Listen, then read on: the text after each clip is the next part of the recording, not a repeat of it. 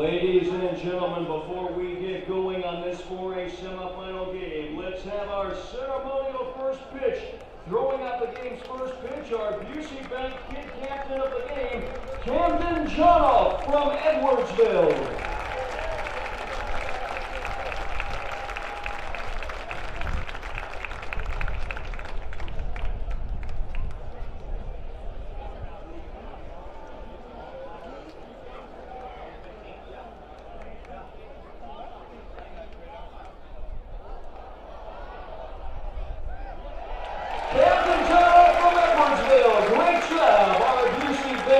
Captain of the game, throwing out our first pitch.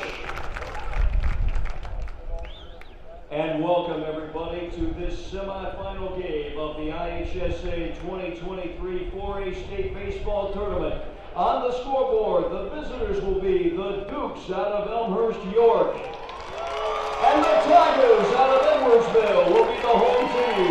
The winner of this contest will meet the winners of the next game tomorrow for the 4A championship. Now let's meet the personnel involved in this game.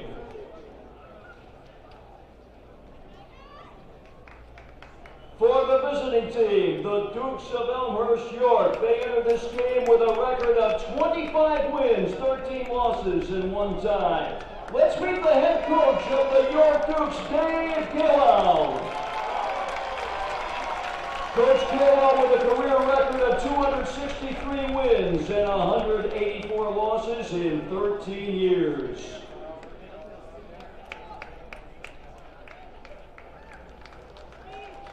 And now the assistant coaches for York High School. Bobby Fisher, Kevin Mundell, River Pitlock, athletic trainer Jim Stepanich, and athletic trainer Fina Lennon. And now let's meet the Dukes. Number 1, Noah Hughes. Number 3, Nico Ruggieri. Number 8, Vinny Marini. Number 10, Nick Fisher. Number 11, Joey Magny. Number 15, Lucas Borman. Number 16, Ryan Porcello. Number 18, Jack Lawton. Number 20, Ryan Turner. Number 23, TJ Silkaitis.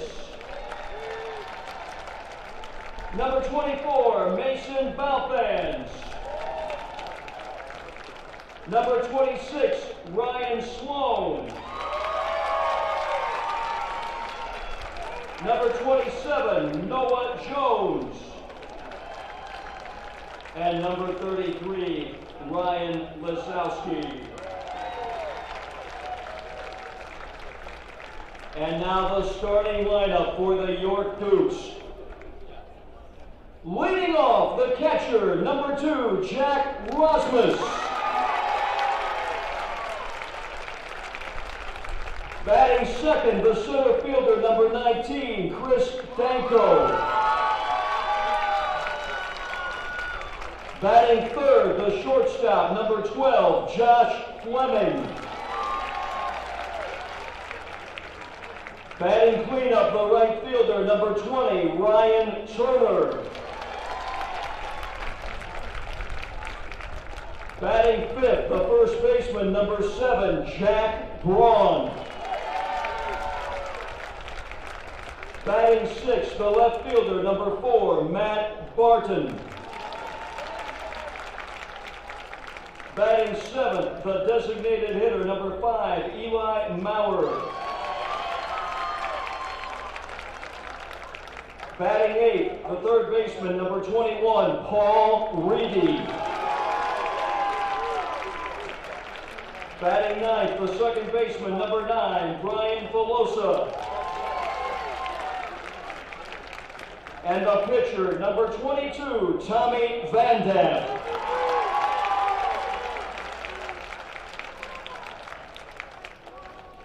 And now let's meet the home team, the Tigers from Edwardsville. Entering this game with a record of 31 wins and 9 losses. Here's the coach of Edwardsville, Tim Funkhauser. Coach Funkhauser with a 27-year record of 796 wins and 211 losses. Now the assistant coaches for Edwardsville. Craig Olau, Mike Sabatino, John Klepek, Matt Rogers, athletic trainer Katie Hamilton, trainer Riley Murray, and manager David Cole. And now let's meet the Tigers. Number 7, Logan Gagas. Number 8, Hunter Baugh. Number 9, Austin Naylor. Number 12, Chase Milburn. Number 13, Montrez West. Number 16, Sean Murphy. Number 19, Travis Engelman. Number 20, Tony Eberlin. Number 21, Jake Holder. Number 23, Max Waltenberger. Number 24, Alec Marchetto. Number 25, Tyler Powell. Number 26, Augustus Johns.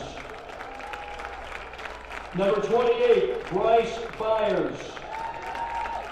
And number 29, Drew Freeze. And now the starting lineup for the Edwardsville Tigers. Leading off, the second baseman, number 1, Cole Funkhauser.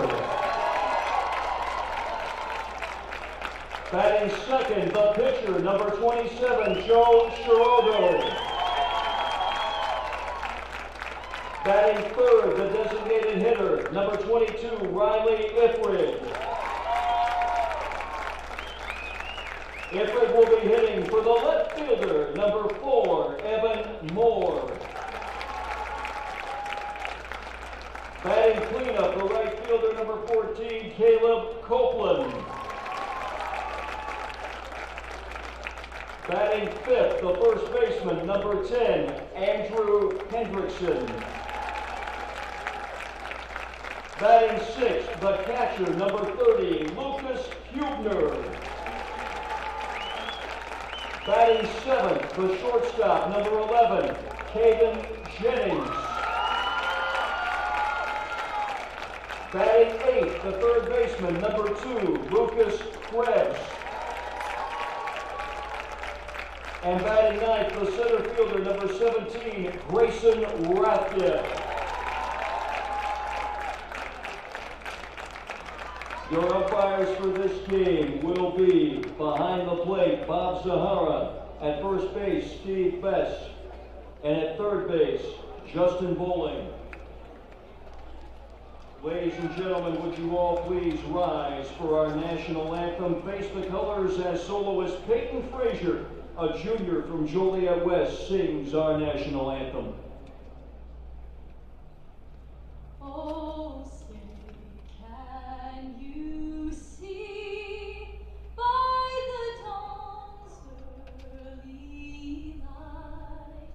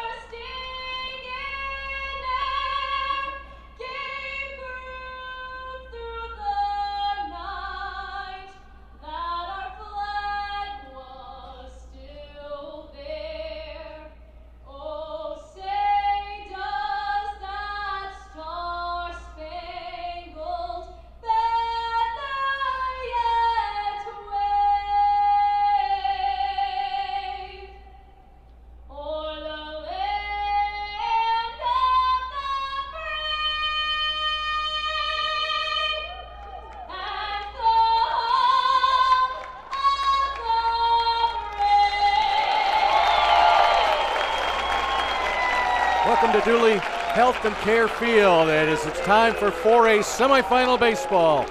Game number 1 of the 4A semis matches the 25-13-1 York Dukes against the 4A defending state champions, the Tigers from Edwardsville. Hi again, everybody. I'm Dave Bernhardt along with Hall of Fame coach Mark Lindo. Edwardsville brings a 31-9 record into this ball game, looking to go back-to-back for 4A state titles. And on the other side for York, first time since 1993 that the Dukes in the state baseball finals. We got two outstanding teams here in the semifinals. Edwardsville, they have been here. They've done that for York.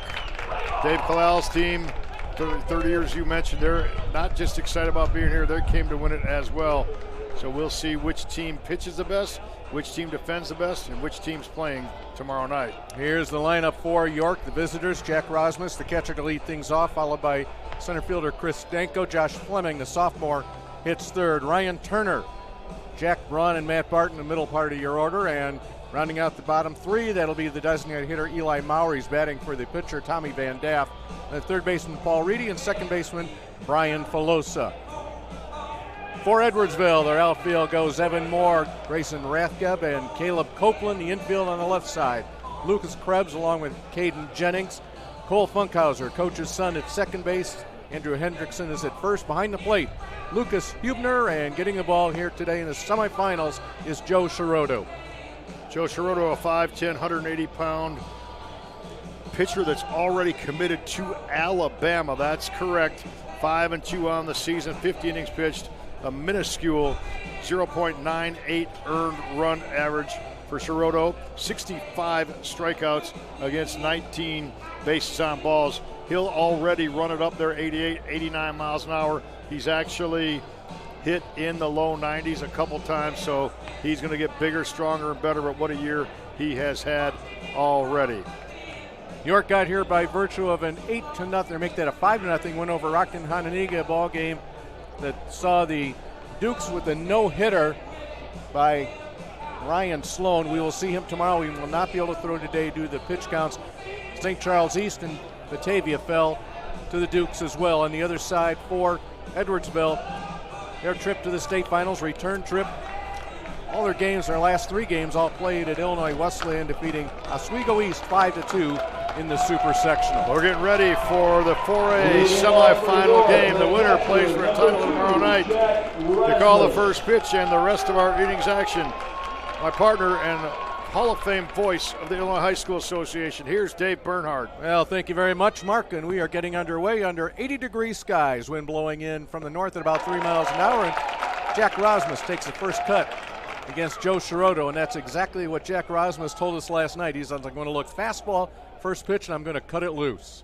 Yeah, he loves the fact that he's hitting in the leadoff spot as a catcher. He said, most catchers don't get to do that. I just want to set the table. Bounces this one out to Caden Jennings at short. He'll go over to first to Hendrickson, and one gone. Shiroto pounded the zone, back-to-back strikes.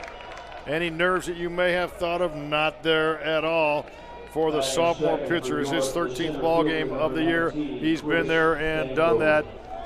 Not on a bigger stage than here this afternoon at Dooley Health and Care Field. Chris Danko to bat second, .319 batting average, leads his team with 42 runs batted in. He's the junior center fielder. And he rifles this one right past the head of Shiroto, and Danko is on. Danko can run. He goes 3-6 to first base. He's a gap hitter, and he is indeed a threat to run right away as he turned that fastball by Shiroto right around. Number 12, Josh Fleming. 11 stolen bases for Danko at first base. Josh Fleming, sophomore shortstop. What a spectacular year Fleming has had. A .464 average. Not only has he lead this team in runs with 45, he tops them in batting average. 22 doubles, 2 triples, 7 home runs, all team leading categories. 31 extra base hits. That's just an enormous amount of power. Shiroto goes off speed. Our umpires today, home plate umpire Bob Zahara in this first 4A semifinals.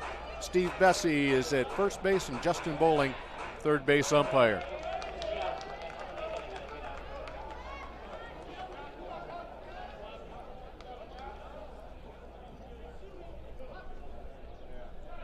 Shiroto conscious of Danko over there at first. Fleming with the big cut. You look at Fleming, he's 6 foot 165. We already talked about his youth. He's going to end up being, what, 6'2", 190, 195 for how he is all said or done. He's got the physicality to play at the next couple of levels. Pitch misses outside. You mentioned those 31 extra base hits. 31 extra base hits out of 52 total. So 60% of your hits have gone for extra bases. 2-2 count. Took a little off, and this one will be fouled into the stands. Right in the midst of a lot of green over there. It's the York Dukes. Short drive from Elmhurst to Joliet. Longer drive from Edwardsville. We probably have, honestly, quite a few viewers from Edwardsville area right now. 2-2 to Fleming. Got him swinging. Flat out gas right there on the inner third. That ball came down and in on his hands with an extra couple inches on it for the strikeout. Ryan Turner, a 400 hitter. Turner with a couple of triples, 8 doubles. He has 1 home run, hits in the cleanup spot. Senior right fielder. Danko still at first. Changing speeds, fools Turner. Big gap in right center field.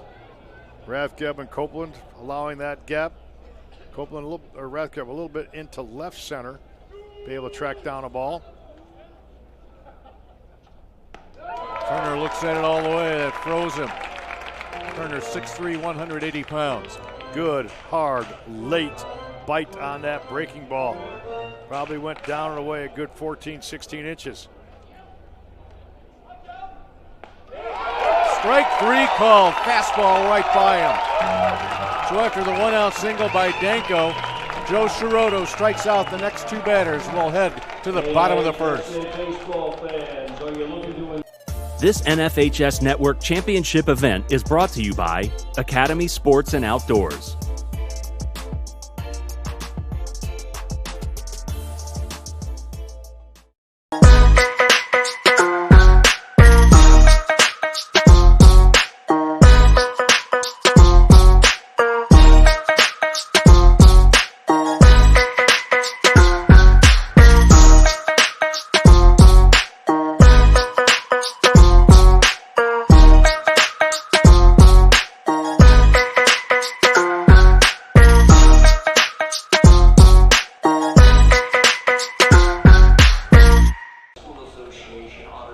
Funkhauser is the head coach for Edwardsville. He's in his 24th season at Edwardsville with 745 wins overall, including his time at Triad High School. 801 wins, picked up that 800th win in the sectional championship, 27 total years. Here's his batting order. His son Cole Funkhauser to lead things off. He'll be followed by the pitcher Joe Shiroto, and then today's designated hitter Riley Ifrig. Ifrig batting for the left fielder Evan Moore. Cleanup hitters Caleb Copeland in the right field spot, Andrew Hendrickson at first, and Lucas Hubner, the catcher, bats 6th. Shortstop Caden Jennings, Lucas Krebs, the third baseman, the center fielder Grayson Rathgeb round out the starting lineup. Defensively for York, Matt Barton, Chris Danko, and Ryan Turner in the outfield. Paul Reedy's at third, Josh Fleming goes to short, Brian Filosa and Jack Braun in the right side of the infield, Jack Rosmus behind the plate, and Tommy Van Daff, the lefty, will get the start today in this one. 6'1" senior southpaw comes in 5-4 on the season. 39 innings pitched, 3.77 earned run average, 43 strikeouts against 19 base on balls. He'll be pitching next year at Spring Hill College Division II school in Alabama. First batter he faces is Cole Funkhauser. As we said, the coach's son, this ball is spinning down the line. It'll stay foul. Funkhauser, of course, in the championship ring last year. His brother Evan won a title in 2019, both playing for their dad. 380 hitter is Cole Funkhauser. He is the table setter, the catalyst of their offense. Fun player to watch. Definitely a coach's son on the field. Second baseman for the Tigers.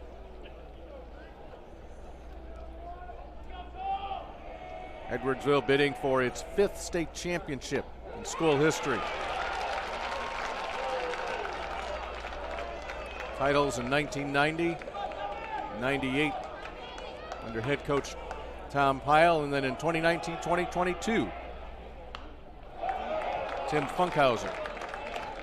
Funkhauser's win total, 801, the 10th most of all time IHSA.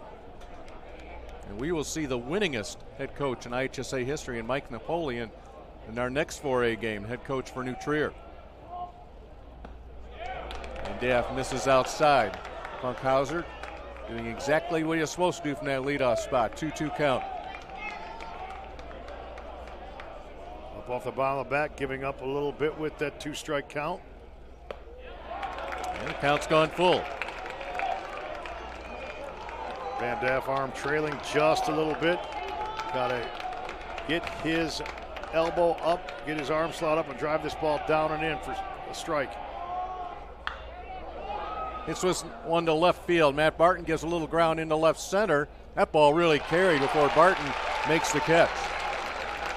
You're exactly right. It seemed like Barton had a beat on that ball right off the bat. Then it kept going and going and going, and he went with it. Drop step got to the point where he thought it would come down. Good communication with he and Chris Danko in the outfield. Joe Sciarotto, the 5'10 sophomore at the .333 average, playing in his 38th game of the season. 38 out of 40 played by Edwardsville. Fouls this one straight back.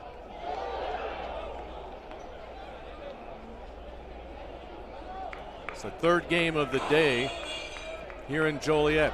We have our 3A semifinals complete. First game, Grays Lake Central defeated Effingham. That was by a score of 9-1, and then just recently completed Nazareth Academy is looking to go back-to-back at 3A. They defeated Sycamore 3-0. Sciarotto taking some good cuts. He's up there hacking the slash, a really good handler of the bat.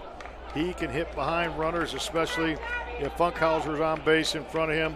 He can bunt the ball when he gets on base. He's a stolen base threat, just a complete athlete. Again, a foul ball straight back.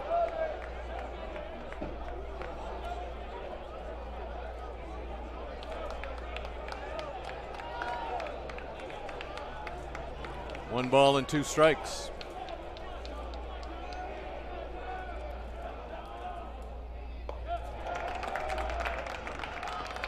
York won a title 30 years ago this year under head coach Doug Mullaney at that time. 30 years back, and here they are. Players are aware of the history that they are matching, setting, if you will, here this weekend.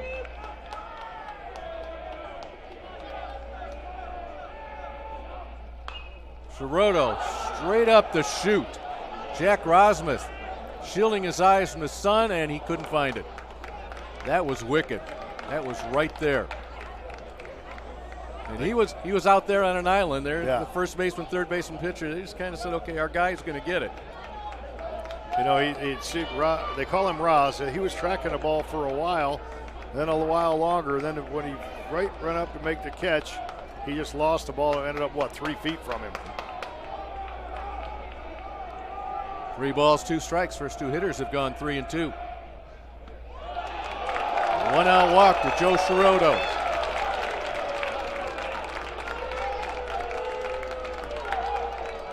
Batting third for Edwardsville, the designated. That will bring up the DH, Riley Ifrig, batting for the left fielder, Evan Moore.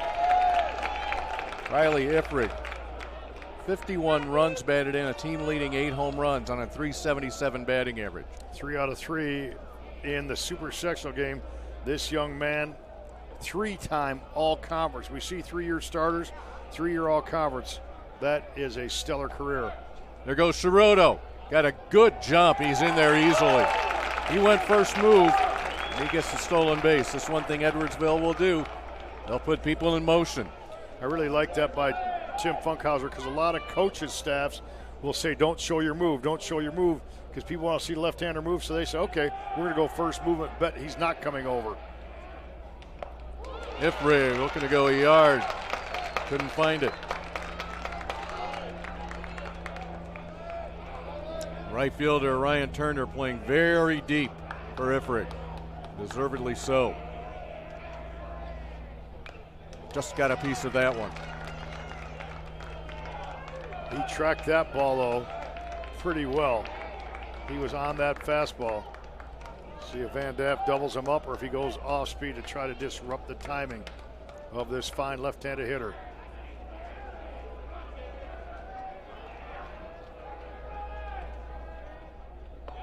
Off speed, left it up.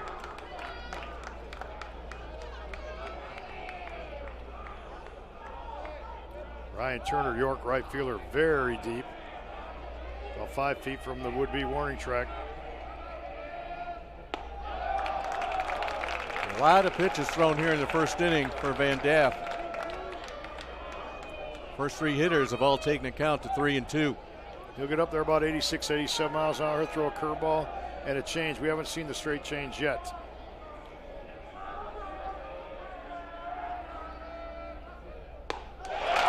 Fastball gets him. Went upstairs and Ifrit went right through it. Yeah, he climbed, what I say, climb the ladder up all above your hands. The 8th spot of hitting, right at the letters right down the middle. He got him there, just couldn't catch up, couldn't stay on top of that. 5'9" senior Caleb Copeland. 400 batting average, hits out of the cleanup spot. He's going to go opposite way with this. There's room in the gap. This ball carrying. It's going to get down. That will score Sciarotto easily. And Copeland will double in the first run of this game. 1-0 Edwardsville. Went first ball, fastball. Hunting found it to his liking. Drove that ball way past Matt Barton, the left fielder. One hop the wall for a 2-out RBI base hit, lefty against lefty. And we see the 3rd consecutive left-hander coming up now in Tim Funkhauser's lineup against the left-handed slants of Tommy Van Daff. And that is Andrew Hendrickson. Whistled right by the letters. Hendrickson, 6'2" senior.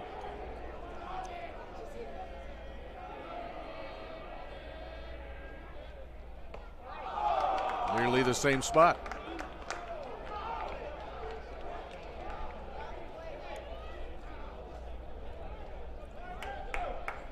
Copeland at second. They stretch that lead a little bit. Now 2-1. Lucas Hubner waits on deck.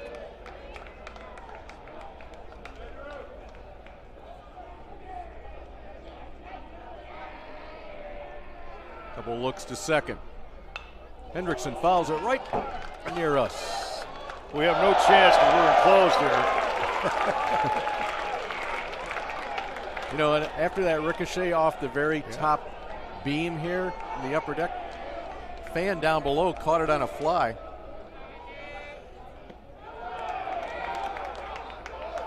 I think he's going to give this ball away. It's a middle-aged gentleman. I hope I'm saying that correctly. But he's calling a young fan to get the ball. Nice.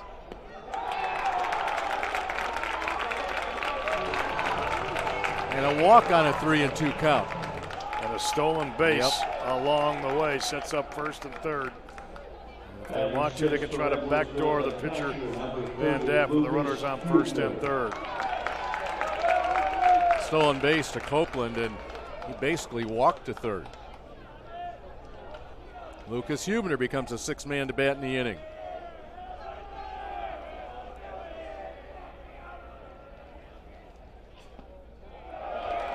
Would not bite on the curveball.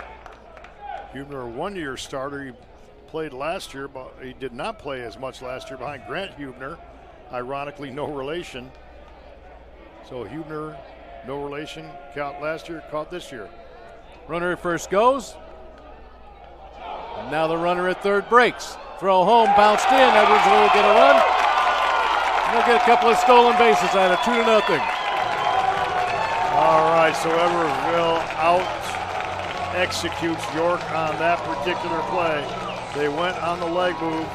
Tim Funkhauser's call was execute the throw from Braun to the middle infielder Fleming, but Fleming short hopped the play at home plate. That's a play offensively and defensively you've been practicing since the 1st of March. 4 stolen bases in the inning for Edwardsville. Just 1 hit, the RBI double. 2 walks in the inning. And Copeland's steal of third looms oh so large on that 3-2 pitch when he stole third base easily. Pitch to Hubner. Van Daff goes 3-0 to Hubner. And you feel very early on, Dave, that there's no doubt about it. Edwardsville already has momentum in this game. Yes, they have a 2-0 lead, but they have momentum. Nicks the outside corner.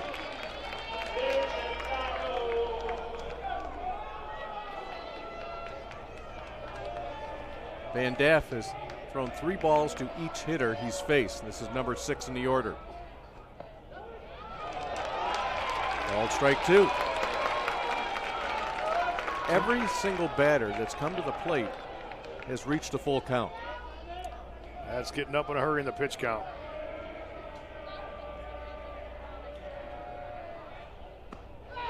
Hubner will take ball 4. 3rd walk of the inning.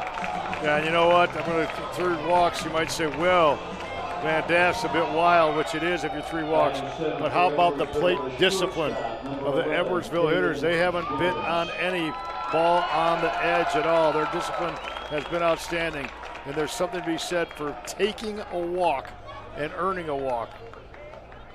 34 pitches thrown by Tommy Van Daff, and he still has to face number 7 hitter Caden Jennings. Running at first base is Montrez West. He's a courtesy runner for Lucas Hubner, the catcher. Any ball in the gap, West could score from first. He's got that kind of speed.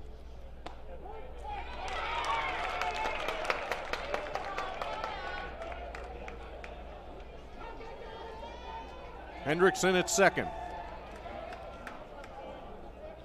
West at first. Van Daff, that high leg kick. Edwardsville 7 consecutive wins. Their last loss was May 11th to Belleville East. They had lost to Columbia, a very fine 2A team right before then. Columbia finished second behind Joliet Catholic Academy in the 2A tournament. This ball's hit deep to left field. Giving ground is Barton. Back he goes. And this one's out of here. A 3-run jack from Caden Jennings.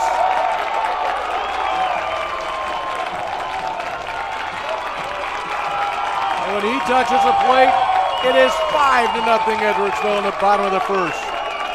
Well, that home run was DLG. And Dave, the avocado is out. The avocado is out in the third base dugout. What the heck are they doing throwing an avocado around? Well, you know, the home run celebrations they're all the rage right now. And Katie Hamilton, the trainer for Edwardsville, gave it to Caleb Copeland.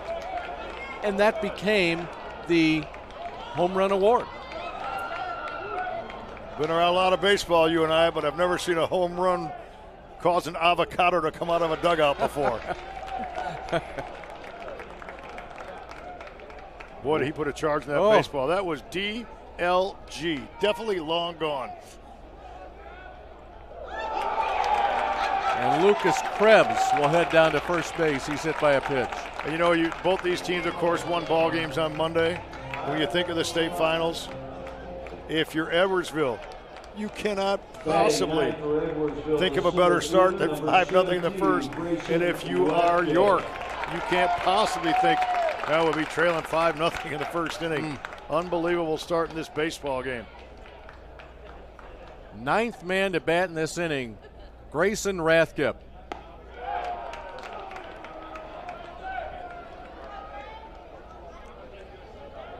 Tommy Van Daff in the mound has to just take a deep breath right now.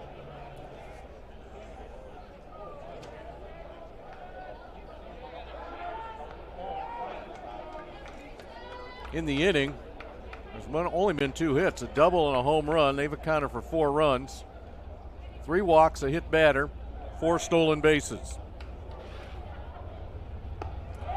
Rathkev had a sectional walk-off win to help their team advance. Yeah, this was a tough road for Edwardsville to start. They were trailing in each of their first 3 tournament games in this tournament. That's how close they came to not even making it back for a chance to go back-to-back. They beat Quincy 6-4 after trailing 3-0. As you said, they had a walk-off from Rathkev beating Collinsville 5-4, and then trailed by 4 to O'Fallon in the 4th inning. Finally, Edwardsville came back to win that ball game. It was the biggest deficit that Edwardsville has ever had to come back from in a victory in a postseason. They beat O'Fallon 9-5 after trailing by 4. This was a team you go way back in March. They got smacked in the mouth, as Tim Funkhauser said, against Lockport. That kind of awakened that team that we got some work to do to repeat. Runner goes, strike is called, throw down, a little confusion as to who's going to cover. The second baseman would get it, Brian Velosa, and Lucas Krebs is caught stealing. Well, that is the way we end the first inning. 5 runs in the inning, 2 hits, no errors, and nobody left. At the end of 1, your 4A semifinal game 1. Edwardsville 5-0 over York.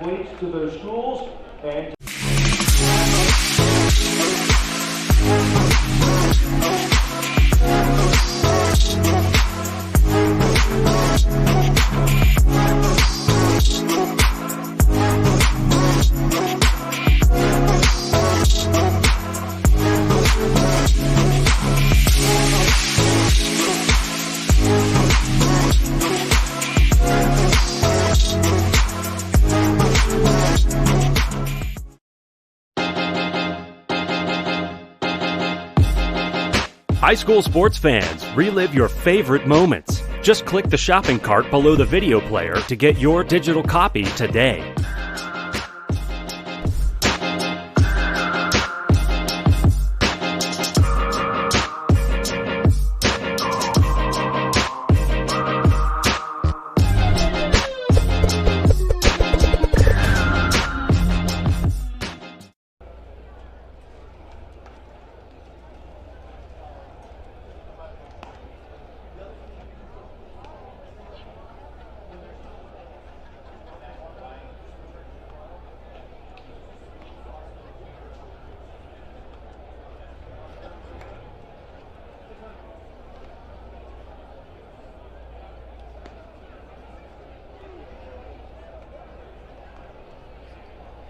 York's got a lot of work to do, but yet they have a lot of time to do it. Down 5 runs after the first inning. It will be 5, 6, 7 in the order for the Dukes. Jack Braun, Matt Barton, and Eli Maurer. Well, the running game put the pressure on. The walks didn't help. And then the big blast. 2-out, 3-run homer from Caden Jennings. Jack Braun to start it. Braun, left-handed hitting first baseman for the Dukes. You know, here's what you have to like. You know, normally I give you the offensive stats for every batter when they come to the plate in the first inning. After this pitch, I'm going to give you some other kind of stats. I think I know you're going with this. Yeah, even more impressive than the offensive stats. Guy at the plate, Jack Braun, 4.91 GPA, got a 35 on his ACT. Member of the National Honor Society. He's a National Merit Commended student. He picked up the Lockheed Martin STEM Scholarship. He has a seal by literacy in Spanish. He's a 3rd-generation York grad, and he's going to go to the University of Colorado to study what else? Aerospace engineering. Yeah, that is one bright, talented young man. He fists this one, short right center field, diving, catch is made. Caleb Copeland with the grab. Well, you put up 5 runs, Edwardsville in the bottom of the inning, and York says, we're going to come back, just get a run or 2. You get a would-be base hit, and then coming with a long, long run, Caleb Copeland lays out for that baseball highway robbery. You know what's impressive about Copeland? We talked about it last year when they were here in the state finals. Last year, Copeland was learning to play the outfield. He never really played the outfield, learned to play it, and he has worked and worked and worked and developed to that point right there. Quick 4-3 put out from Funkhauser to Hendrickson. So thus far, Sciarotto has had easy going of it insofar as pitches and stress. After we saw the York inning where Tommy Van Daff was under stress and pressure the entire inning.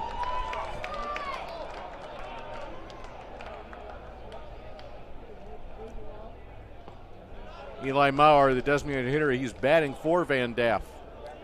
Boy, Sciarotto's ball just kind of explodes. Really short, compact delivery. Not much extra movement, and boom, the ball just gets up at the hitter in a hurry.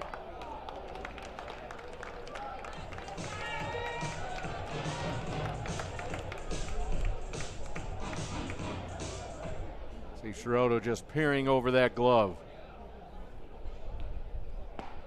Those are right by Eli Maurer. He has the ability to miss some bats. There is no doubt about that. He's a special kind of player. Just a sophomore.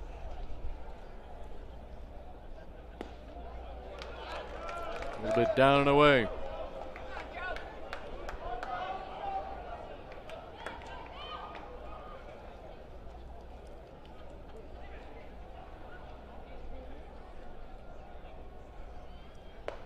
Whew. There's some giddy up on that. That one's going to be coming close to touching 90 right there.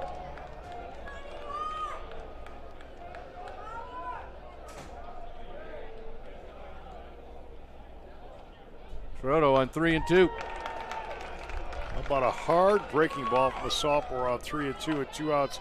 That's the kind of confidence they have in that young man to command the zone. We've seen him blow the ball by a couple hitters. That time he used a slider.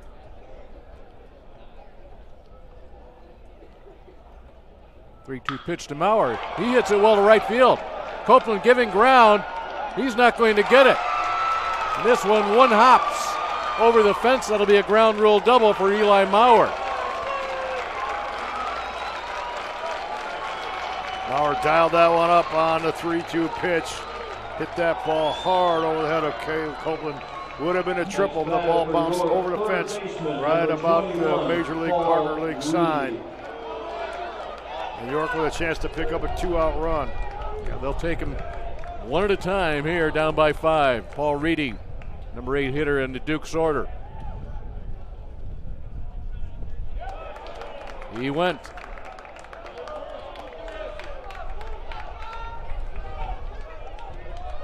Look at how far up the bottom of the bat he is. He's choked up a good 3 or 4 inches off the bottom from the knob of his bat. Reedy, a .250 batting average this season. Outfield playing fairly shallow. So did not get him to bite on that one.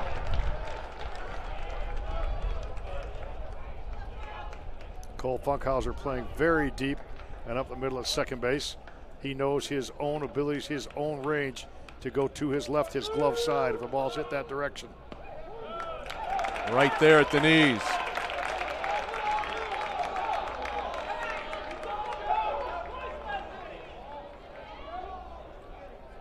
Sciarotto had a couple of strikeouts in the first inning.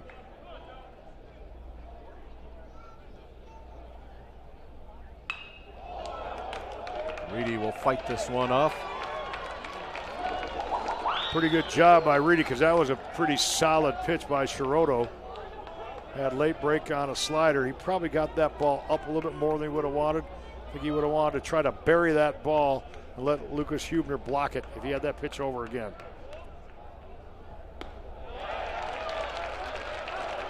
Reedy working the count to 2-2. York fans trying to find something to get excited about right now.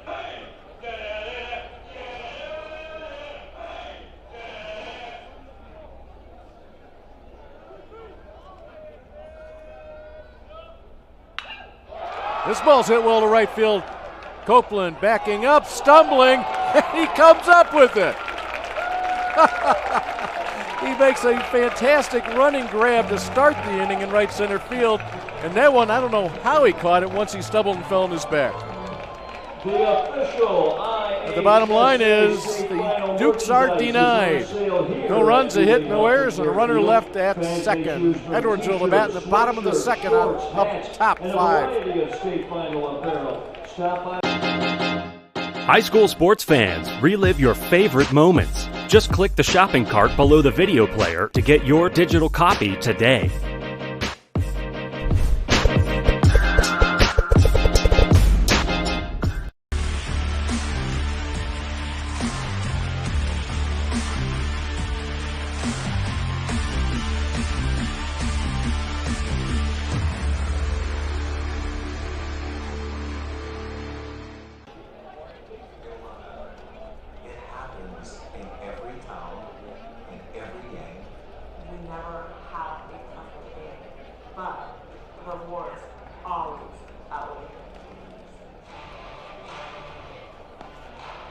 You're watching live coverage of the IHSA Baseball Championships on the NFHS Network.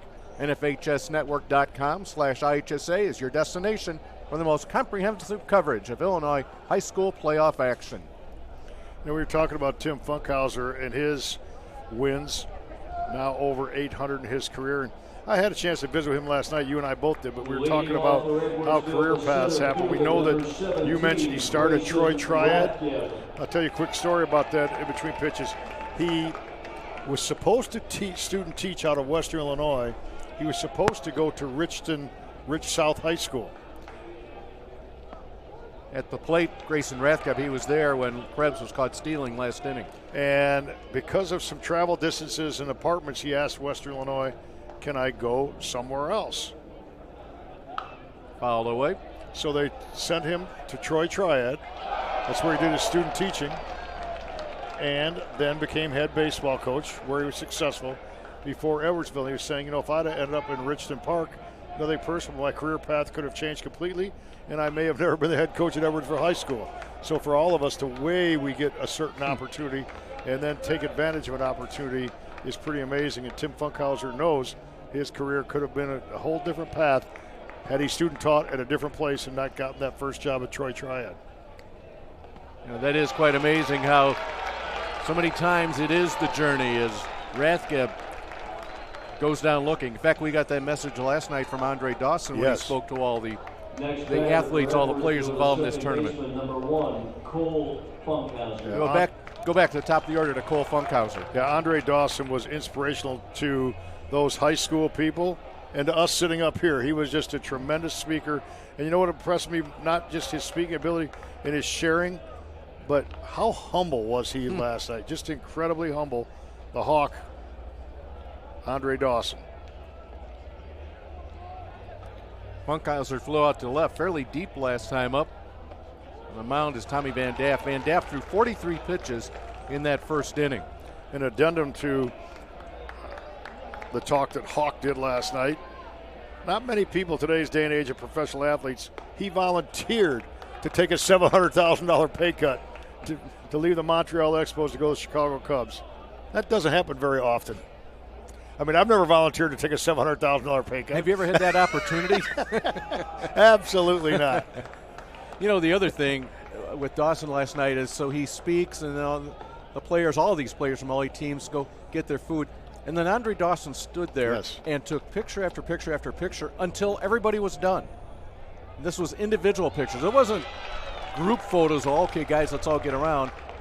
Just a really very impressive human being. 3-2 to Funkhauser. A 1 hop and a 1 glove from Josh Fleming and 2 outs. You know, I'm not so sure though. Tim Funkhauser stays in the Richmond Park area. He was on the state championship team at Edwardsville. Yes, he might have found his way back. Yeah. Now, he was actually a bat boy for his father, so he's been around Edwardsville baseball for an awful long time. Joe Sciarotto with 2 outs here. He walked, stole a base, and scored the first inning. He scored our first run, and he's going to reach a base by getting hit. How many times have we seen batters hit already, and this is the 3rd game down in the lower leg ankle area today? Probably 7 or 8 already. You know what it's all been? It's been left-handed pitchers bearing the ball down and into right-handed hitters. Next batter for Edwardsville designated hitter number 22. 2 outs to Riley Ifrig. Ifrig, a strikeout victim in the first inning.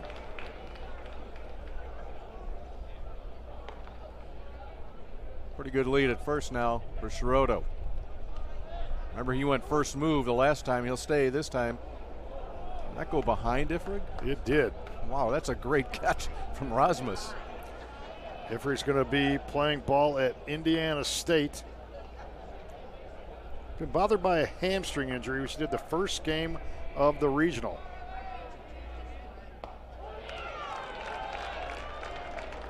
You know, they had to battle a few injuries. Lucas Krebs, a third baseman for the Tigers, had an awkward hip injury when he slid into home plate. But he is healthy, playing now, or healthy enough to play now. Get some action in the York bullpen, by the way. And Ifrig told you and I last night that for that hamstring he felt it pop, and since then he's been getting electrical stimulation. He's been doing cryotherapy. He's been doing stretching techniques, and supposed to take it easy in between games, which you can understand. But you know, he's out there, and many pro athletes would be sitting out during this time. Runner goes. A one-hop throw, not in time. Second stolen base for Sciarotto, and he's gotten both of those easily. Well, one advantage for Ifrig as well is he didn't have to worry about sitting through a U.S. history class. School is out for the year, so he can dedicate all that time to rehabbing and getting himself taken care of. Good stop from Rasmus. It's Lucas Borman down in the Dukes bullpen warming up. 3 balls and a strike to Ifrig.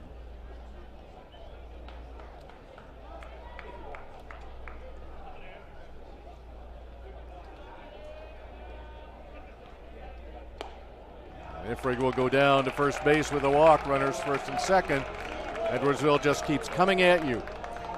And I mentioned it in the 5-run first inning. Edwardsville plate discipline has been outstanding, because even when Van Daff is missing, he's not missing by a lot. But Edwardsville hitters just laying off any borderline pitch. So really good, positive plate discipline with their approach to each at bat. And that is a characteristic of this Edwardsville offense. They really manage the zone. Tim Funkhauser said we're very similar to the 19 and 22 teams because of our depth, that we can score in so many ways, and they did it in the first inning by some base on balls and a long ball. Let me check. Let's see, the 2019 team won a state championship. The 2022 team won a state championship. There you go. Is there a pattern there? I don't know. Well, I'll let you know a little over 24 hours from now.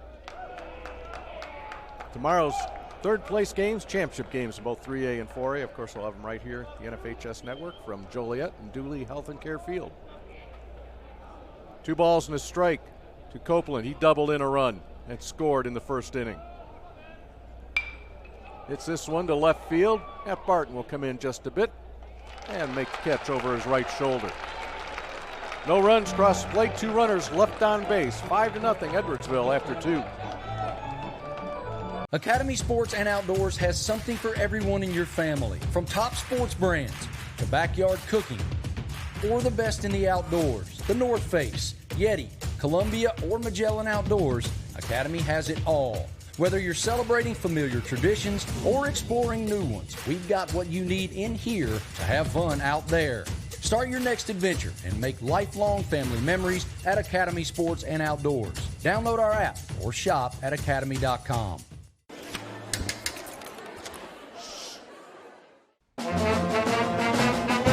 Hey, conductor, how about something new? You played this last year. Come on, get your head out of your sacks. Shh, we're trying to hear. Well, I'm sick and tired of hearing your kid play the wrong notes. Where's my kid solo? At least you can see your kid. Why is my kid stuck way in the back? The conductor only plays his favorite. My kid heard that solo! You see what I did? Yeah, Come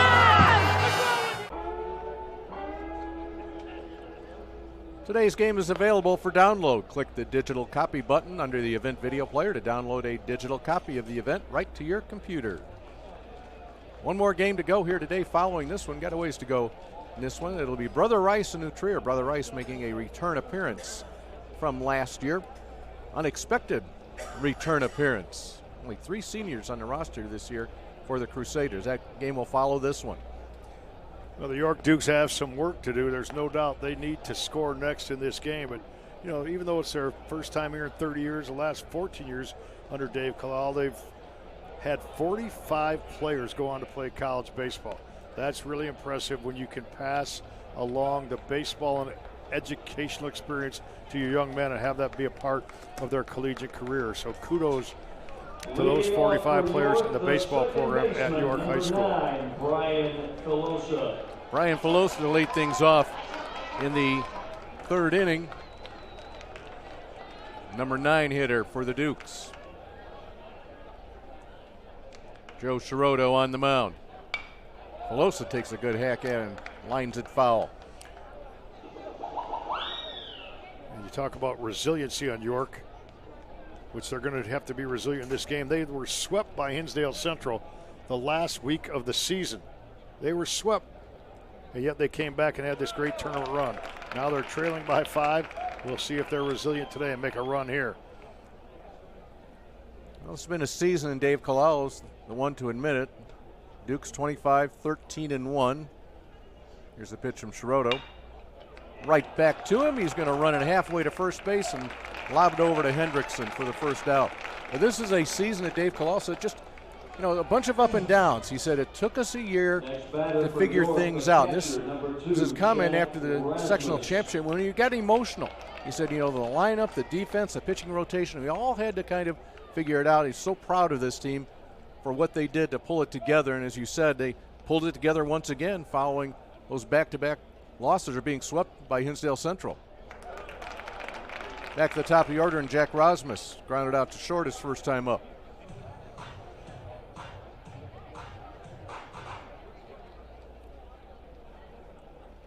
Outfield playing Rosmus pretty much straight away. Interesting that Rosmus in the leadoff spot, he was what, the 4 hitter, and for most of the first part of the season, hitting the 6 hole a couple times, and then they said we're going to move you to leadoff. He got all excited about that opportunity about 4 weeks ago. He loves it. Loves getting up there and getting a chance to get things started. He's down the count now, 1-2. Holds those hands about chest high. Checks it up. You know, as you watch the defensive positioning here, and you'll notice it most there. You'll also see how the pitchers may work against their opponents. The Edwardsville pitchers may work against their opponents this weekend. I have to credit Ben Shashak. Shashak, 98 championship team from Edwardsville. He lives in Texas.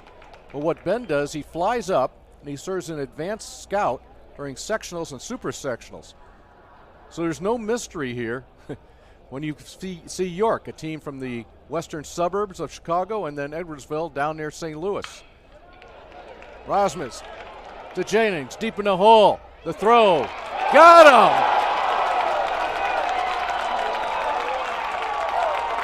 Backhand play from Caden Jennings. He'll throw out Rosmus at first. What a play it was. Jaden weight to his knee, backhand the ball, came up and threw a seed over to first base. Henderson with a stretch, and the call goes their way on a bang-banger. I didn't think there was a chance for Jennings. I thought he might just put that ball in his pocket. This ball is lifted by Danko deep into right center field, giving ground center fielder Rathgeb, and he runs it down just short of the warning track. Danko really put a charge into that one. But it becomes a 1-2-3 inning. Once again, Edwardsville to bat in the bottom of an inning with a 5-run lead.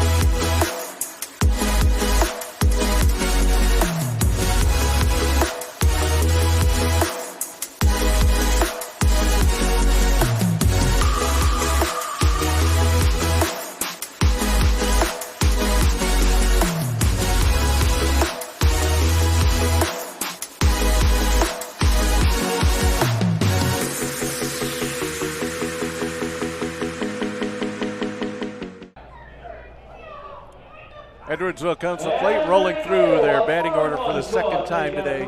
Coming up here in the bottom of the third inning, 5-6-7 for the Tigers to face Tommy Van Daff. We go back to that play last inning. Jack Ross was at first base, and we have to see things in real time. That was a bang play, and that's the perfect situation, obviously, in MLB baseball to go ahead and challenge things. Now, we don't have that in high school. We have the best umpires in the state of Illinois here, selected by Sam Knox and IHSA staff, but in real time, it's tough to make a bang play.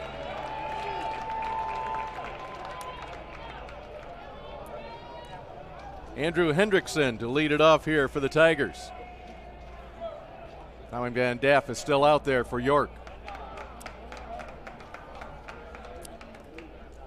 And again, some York fans may be thinking, well, why isn't Ryan Sloan, our All-State pitcher, headed to Wake Forest, who pitched no-hitter on Monday? Why isn't he out here in the semifinal game? Well, the pitch count limits kick in terms of the number of days rest based on how many pitches he throws. So Sloan not eligible to pitch today. We'll see him tomorrow. So if you were eligible and ready to pitch today, you can throw up to 115 pitches in the state tournament game. If you pitch more than 35 today, then you are not able to pitch tomorrow. So we know that Van Daff has exceeded that. He almost exceeded that. Well, he did exceed that in the first inning. Schrodo's been more efficient, but I think we're going to see Joe Schrodo tomorrow. Good swing there, just off the end of the bat for Andrew Hendrickson. Walked, stole a base, and scored in the first.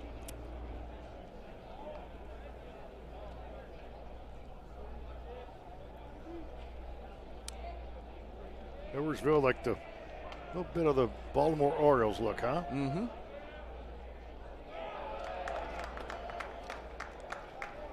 Did you see that block by Rosmus? Yeah, fundamentally sound, nobody on base. Yeah, the ball just dropped right there in front of him. And he's working on his game like he should. Yes. 3-2. We'll do it again.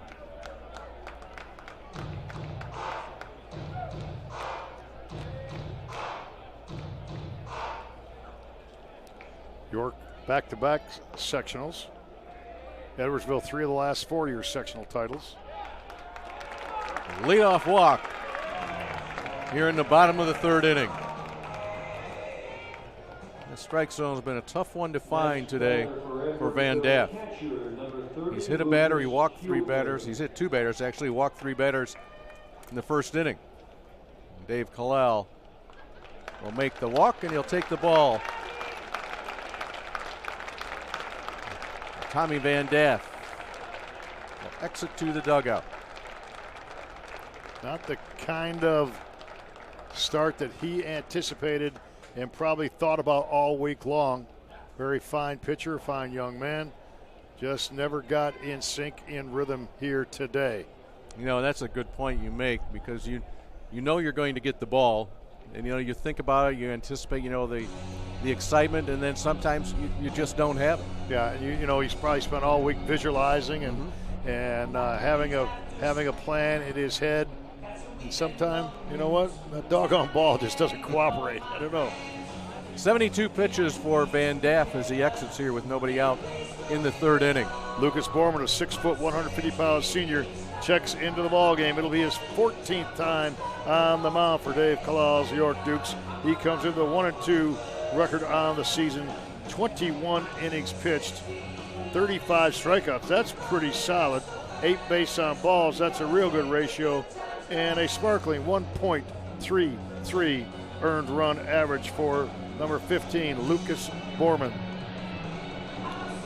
First man he faces will be Lucas Hubner, followed by Caden Jennings, and then Lucas Krebs.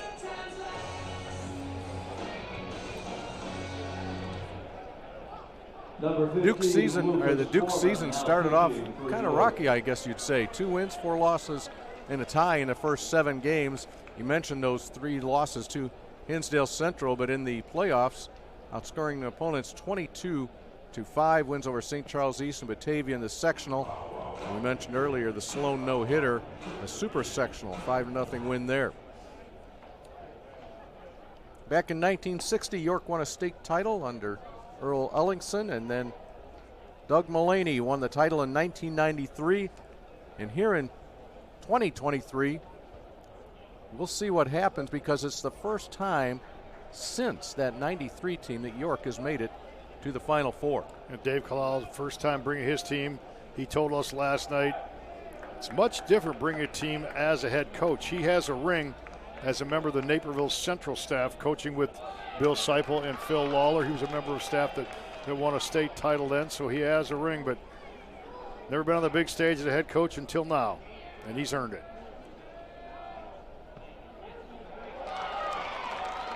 Kalal in his 13th year at York, 263 wins, so that's averaging 20 wins a year for 13 years. No balls, 2 strikes to Hubner. Dave very active in the IHSBCA, Illinois High School Baseball Coach Association, does a lot of work for that fine organization. Borman up over the top. Count evens at 2-2.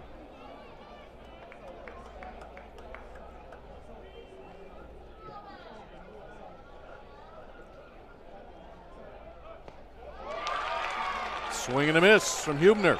They've used Borman to come in and close games, so I doubt if he's been in very often down 5-0, but really smart coaching, because you're not going to close today's game. You got to stay in the ball game right now.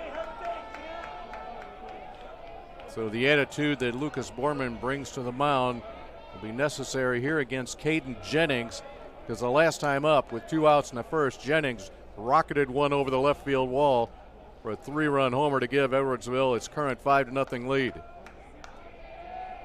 Hendricks in the lead at first.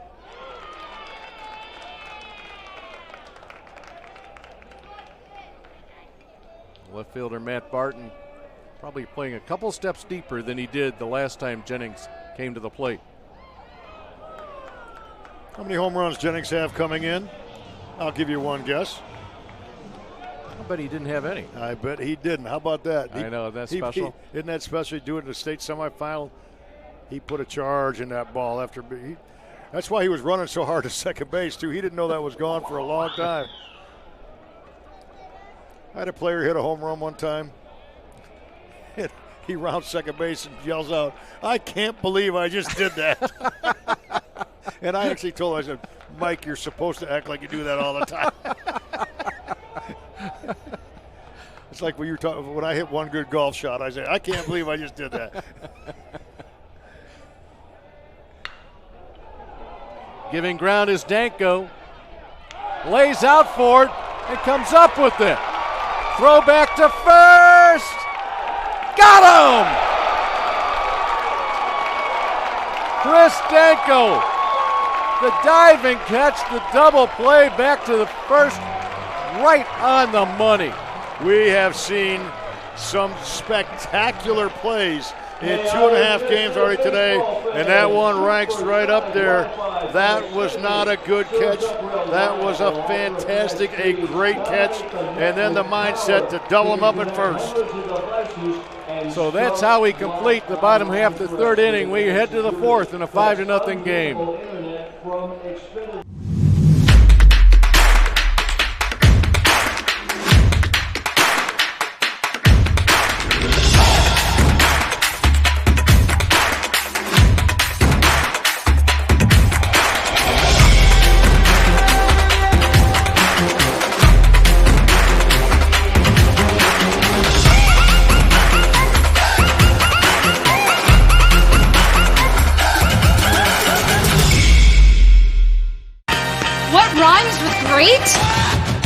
Participate. Where does greatness start? Here, in the classroom. On the stage. In the pool. On the field. Where will your greatness take you? To better grades. To more friends. Yeah! Be great. Participate!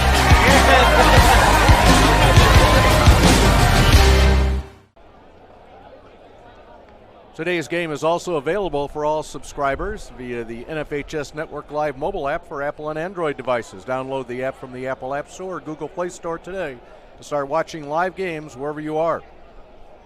You know what doesn't get appreciated as much as it should, is outfield play. And I'm talking about even sometimes routine plays. There are players that make it routine. We had spectacular outfield play here in our first 2.5 games this week. Yeah, Danko just an incredible play. And then the mindset to throw the ball behind the runner at first base and get the out call for a double play. Just a great pick-me-up for the York Dukes. 3-4-5 here for York to start it off against Joe Shiroto here in the top of the 4th inning. Couple of hits for York, a single and a double. They've had just one base runner, two base runners, one in the first, one in the second. 2 strikeouts for Shiroto. They came back-to-back in the first inning. He has not walked a batter. And cruising along, staked to that 5-0 lead in the first inning. This ball's hit on the nose by Fleming, giving a little bit of ground and having a pull up is Grayson Rathgeb. Really good piece of hitting is he was able to keep his hands inside the baseball and then get the barrel out in front of him to lace that ball into left field. Ryan Turner, Dave Kalausley, has been the most consistent hitter this year for York. He's at the plate, .402 average. I'd say that's pretty consistent. Fleming the lead at first. And you just get the sense right here that this is a huge inning here for York, especially with that leadoff man on in the middle part of your order. Yeah, they have to scratch next if they're going to win this baseball game. Even a point or two will get the job done. Tapper. 1. Didn't get him at first. Made sure of that one from Shiroto. Shiroto threw a strike knowing that his shortstop, Jennings, would be covering. Hit him right as he was crossing the base. Good fundamental execution. Pitcher's fielding practice right there, personified.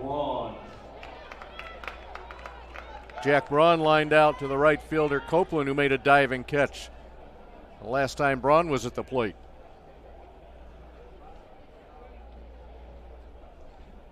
That was part of quite an adventurous inning for Copeland. He started the inning with the diving catch.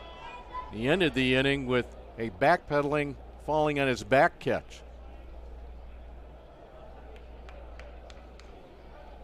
Turner at first. Here is Jack Braun. I think had Braun batting one batter too early. Ryan Turner, that fielder's choice, ground out.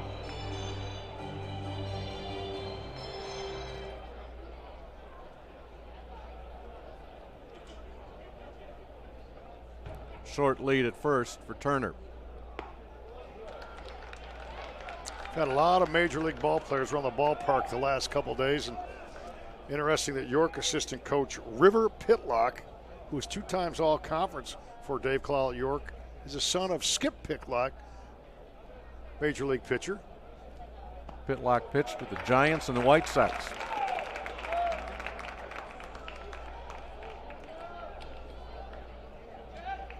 Count 2-2 to Braun. He'll be followed by Matt Barton. Outfield shallow for Braun. I have to check this one. Well, let's say he didn't swing. The funny part about that, Lucas Hubner wanted to appeal. He pointed at third base and then looked. There was no umpire in the vicinity. Close umpires at second base. He appealed to first base and he did not go. Yeah, first base umpire Steve Bessie can't see that from that angle, so very easily just said safe. No swing. I thought he was appealing to third baseman Lucas Krebs. Yeah. Krebs he would have rung him up. He would have been out. Yes, he did. 3-2 to Braun. Lifts this one foul and out of play.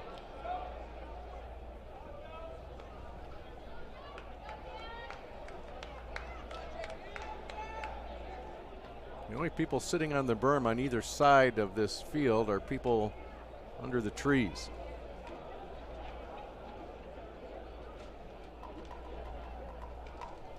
Schrodo delivers. Braun takes ball 4. 2 base runners on now for York. First time that's happened in any inning. Good plate discipline showed there by Jack Braun. And they're a gap hit away from getting back in this baseball game. First walk of the day allowed by Schrodo. Matt Barton grounded out. He hit in the second inning.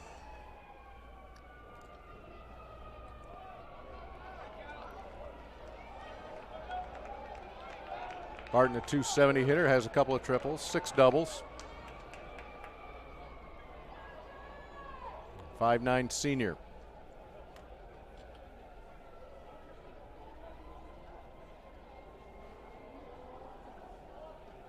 Turner the lead at second, Braun the lead at first. All of a sudden, Schrodo struggling a bit. First time he's really been out of sync through the first 3 innings and 1 out here in the 4th. First time he's had to labor in creating a leverage situation for himself, actually.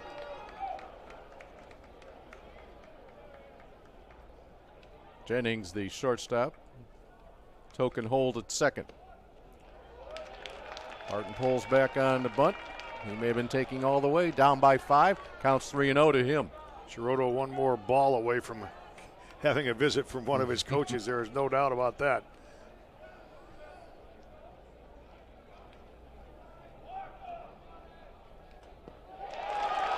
And that will load the bases. Hubner will track it down. No advancement beyond pushing the runners along via the walk. Back-to-back walks. Load the sacks for Eli Maurer. And as you predicted, we will get a visit to the mound. Mike Sabatino, the pitching coach, who makes all the pitching decisions for Tim Funkhauser. That is an ultimate level of confidence that you give in your pitching coach. Yeah, he's been with them since 2017, so 6 years he's been around this program and impacted it. And what he did is he just tapped his pitcher, Schrodo, on the chest, said something really positive to him to leave, to get this next man out any which way, get us the double play ball, throw us a pop-up. You're going to execute the next pitch. Anything you can say to leave that pitcher with a bit of confidence. It's a matter of saying what you're going to do, not what you shouldn't do. Eli Maurer doubled his first time up.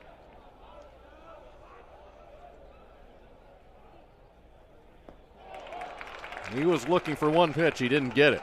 Exactly. And I was wondering if Dave Kalal would have him take a pitch or not.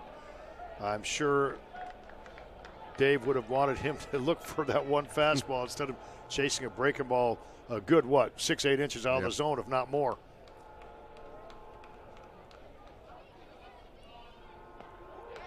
Maurer takes strike 2. That left foot kind of stepped back ever so slightly.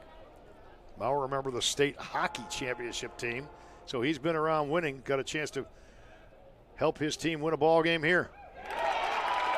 3 pitches and down he goes. All 3 breaking balls. First one chased way out of the zone. The second one he took, and the third one he just couldn't handle whatsoever. Paul Reedy, a shot here with 2 outs, the number 8 hitter. Going to drive something home. And Reedy will take a strike. So after that visit to the mound, 4 straight strikes thrown by Schrodo. And Reedy becomes the biggest hitter of the baseball game thus far for York. If they're going to play catch-up, they need to get a 2-out rally right here. He's going to find the hole. That's going to drive in 1. Kalal holds the runner at third. Ball was hit a little too hard, but the RBI single from Paul Reedy puts the Dukes on the board. Really good job of hitting that ball. Was on the outer third. He hit it past second baseman Funkhauser. Not a chance between Hendrickson at first and Funkhauser at second into that 3-4 hole. Caleb Copeland came up with it through a seed. Dave Kalal couldn't send the next runner because he's chasing 4. Brian Filosa bounced out his first time up.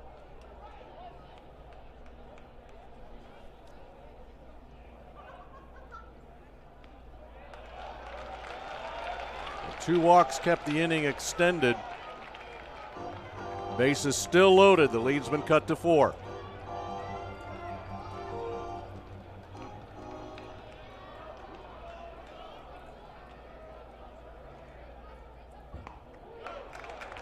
Filosa will take on the outside corner. Shiroto was basically effortless, right? The first 3 innings, just free and easy using his defense, but he has struggled here. Can he get out? He's 1 pitch away from it. Ball and 2 strikes to Filosa.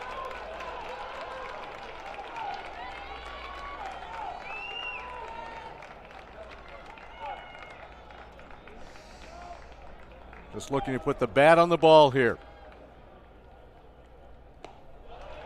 Good pitch right there from Shiroto. Didn't chase. Yeah, he tried to go high, hard on the left-handed hitter. His most effective pitch the last 2 have been his breaking ball. The last 2 hitters.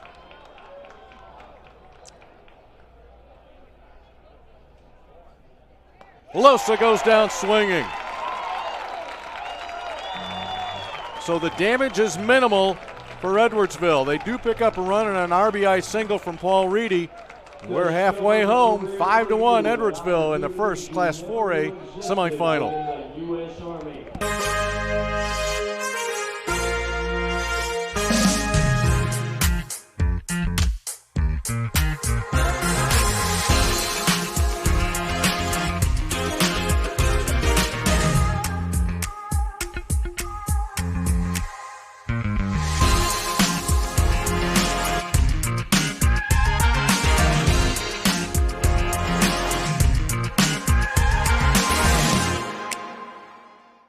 What should you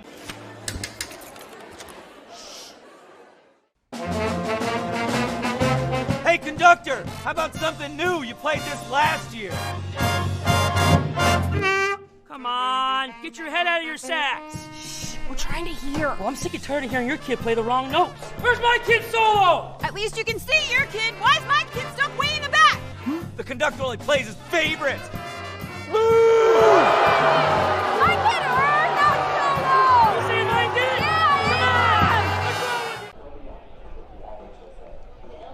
York out hitting Edwardsville by 4-2 margin, yet they trail by 4 on the scoreboard. Lucas Borman on in relief. This will be the 3rd, 4th, and 5th batters he will face in the game. Got a strikeout, and then he was helped out by a great double play. A diving catch from Chris Danko in center field, going back in the ball and then doubling him off at first base.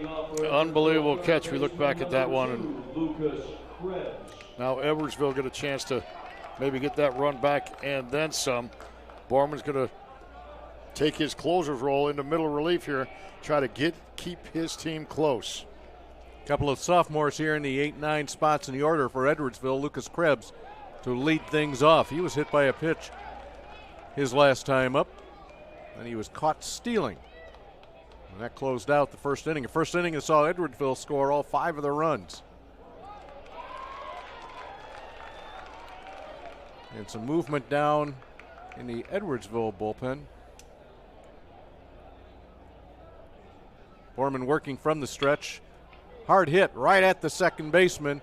Filosa recovers and retires Lucas Krebs. Brings us to Grayson Rathgeb. He struck out looking against our first pitcher, Tommy Van Daff. Andrew Hendrickson getting loose down in the ped for Edwardsville. Hendrickson, the first baseman, so he's been on the field. He just has to take advantage of this time. His spot in the order doesn't come around for a while.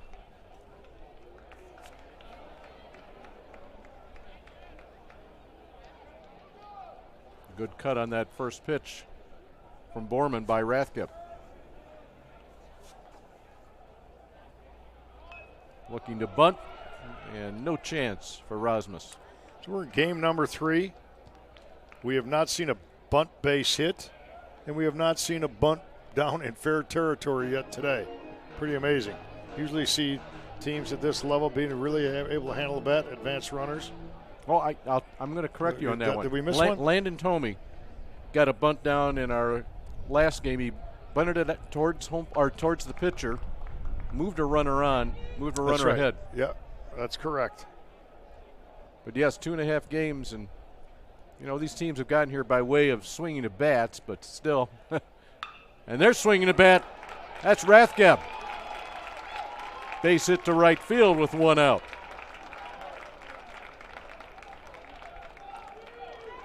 Third hit of the day for the Tigers. Next batter for Edwardsville, second baseman number 1, Cole Funkhauser.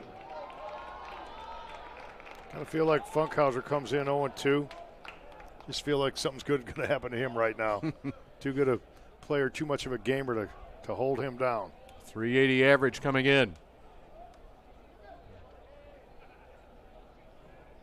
Championship experience.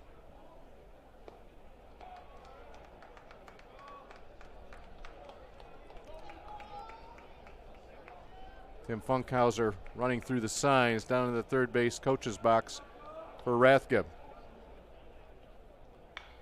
Funkhauser, the younger version, high pop foul, and that goes out of play. I don't know whether the first baseman, Jack Braun, picked that ball up off the bat. He made a token effort at it and kind of put his hands up as if I don't see it. The sun's starting to come over here. The shadows now have just covered the Edwardsville dugout. Yeah, Cole would have watched Evan play in the state tournament and had the same dreams playing for Dad.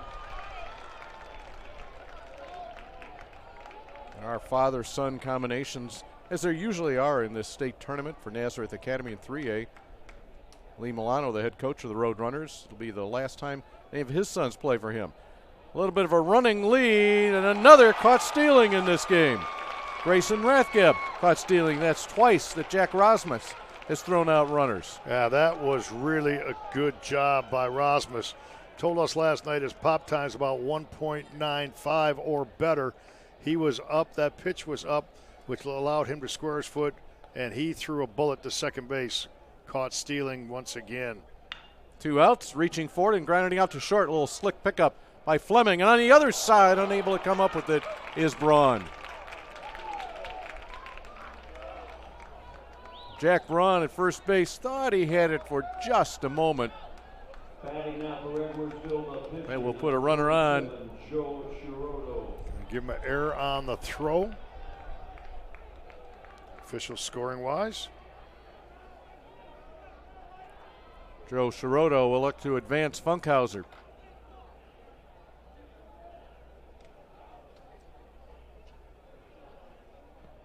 Oh, nice stop by Rosmus. Well, he's fun to watch back there. Such a competitor.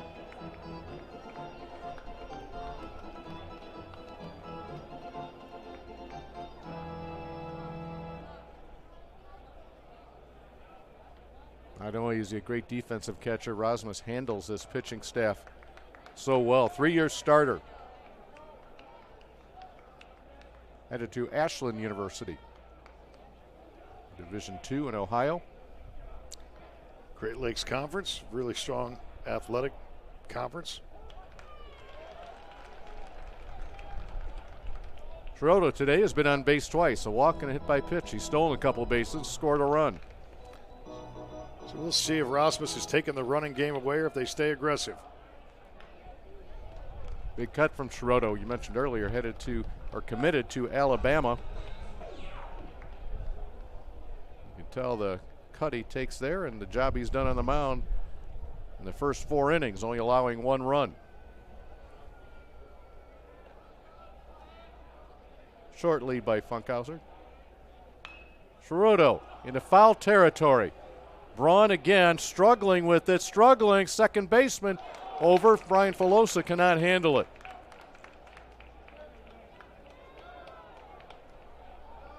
So another opportunity here for Shiroto. And you talk about pitching depth. There's another pitcher for Edwardsville that's already made a college commitment. and that would be to Texas Christian, Tony Eberlin, the class of 25. So national recruiting taking place around the country because of all the showcases, what have you. Mm-hmm.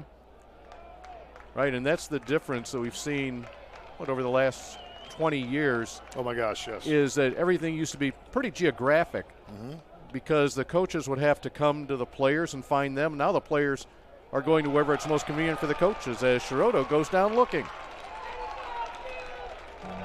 Lucas Borman strands a runner at first. Edwardsville 3-0s after a 5 spot in the first inning. We'll head to the 5th. York trailing by 4.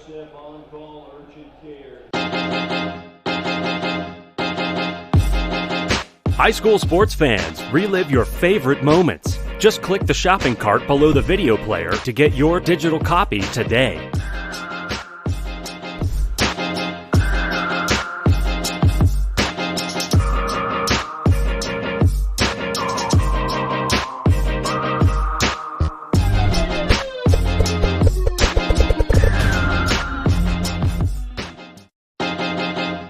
High school sports fans, relive your favorite moments. Just click the shopping cart below the video player to get your digital copy today.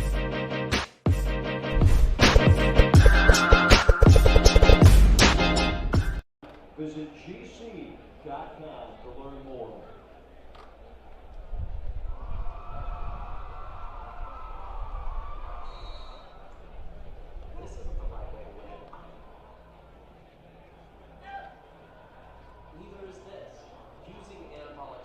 High school sports fans, never miss another game. Become a subscriber to the NFHS network to watch live event coverage, game replays, and highlights from high school sporting events from across the country. Millions of athletes, thousands of games, one destination, NFHSnetwork.com. We are high school.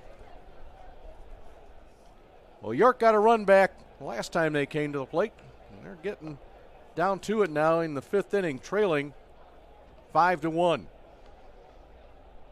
Duke's 25-13-1 on the season. We know we have a ton of viewers across the country on the network, but I tell you who might be the oldest one. Yes?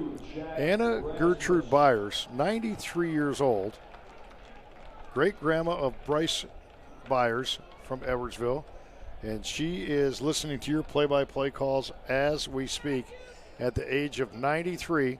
Think she's seen a few baseball games in her life? Well, you can tell that her great-grandson is playing. She's followed folks all along through their athletic careers, for sure. Pretty cool. You have a mother-in-law that blows that age away, though, right? Yeah, she's only 103. Mother-in-law 103 just celebrated that birthday a few weeks ago. That's pretty amazing. We spend a lot of time together breaking down the White Sox and the Cubs. She has quite a bit of disdain for the Cardinals. Well, it's amazing that she's 103 and watching the White Sox and Cubs haven't aided her failing. Better help fail. Well, to her credit, maybe this is what helps. When she sees baseball and she gets disgusted by the plays, she just turns it off. That's good. I can't watch this. 103 years old. God Yep. bless. That's awesome. I will. You know what I will tell her? Actually, at the plate, we have Jack Rosmus at the plate leading it off.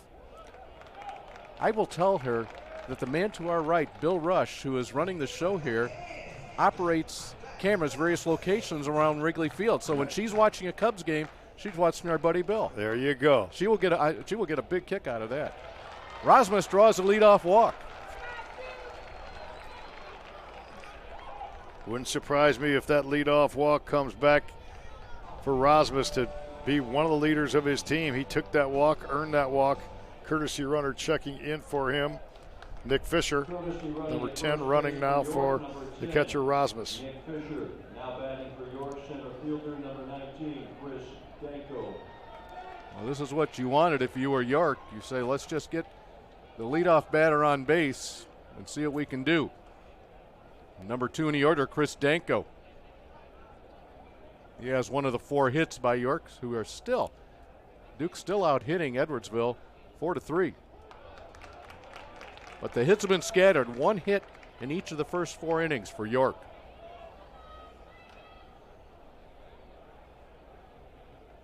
Pretty good lead over there for Fisher.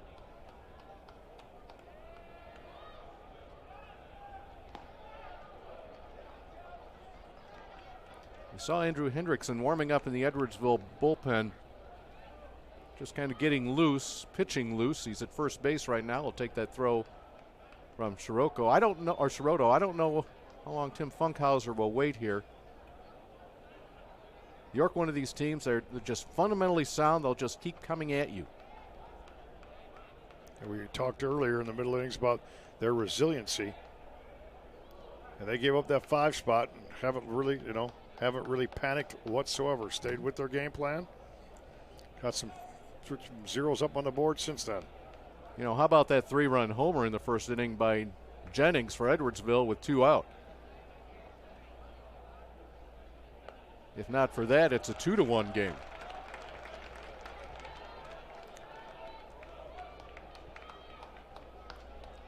Edwardsville winning the 4A championship last year on this field.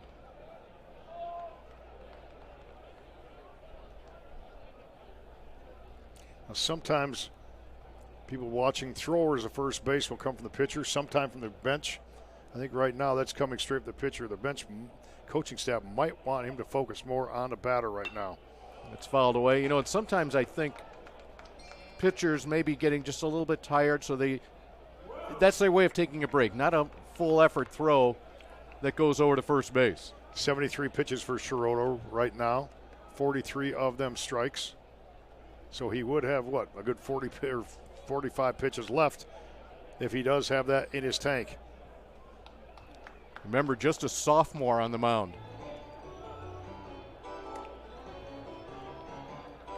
Courtesy runner is Nick Fisher.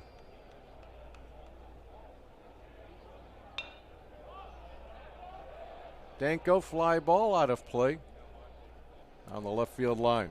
You mentioned it earlier, way back in, I think, our first game, but the berms on either side, 90% brown. It's the drought conditions in the northern third of Illinois. Supposed to get big-time rain Sunday. I hope they're right. That was a good pitch. Indeed it was. Down goes Danko. 5th strikeout of the day for Sirocco. That ball broke really late. Came from about, 4, 5, 6 inches outside, and then just dipped right below the bat of Danko. Josh Fleming hitting out of the 3-hole. Checked into this tournament with a .464 average. He has a hit today, fouls it back, and this one's out of play. He's a Duke now. He'll be a Blue Jay for Elmhurst College as his collegiate stop.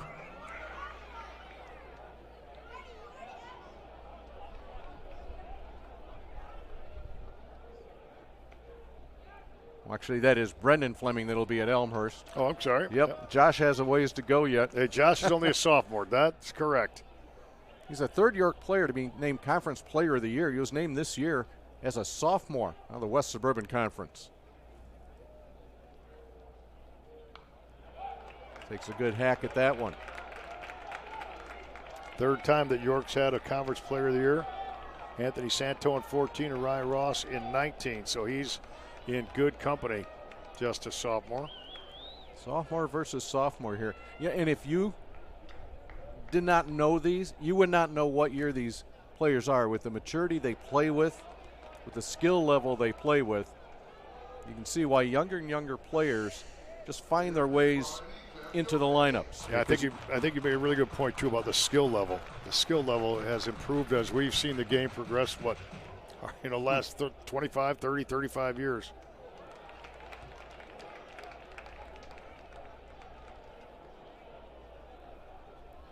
One out with Nick Fisher, the courtesy runner at first base. Jack Rosmus started this inning with the walk.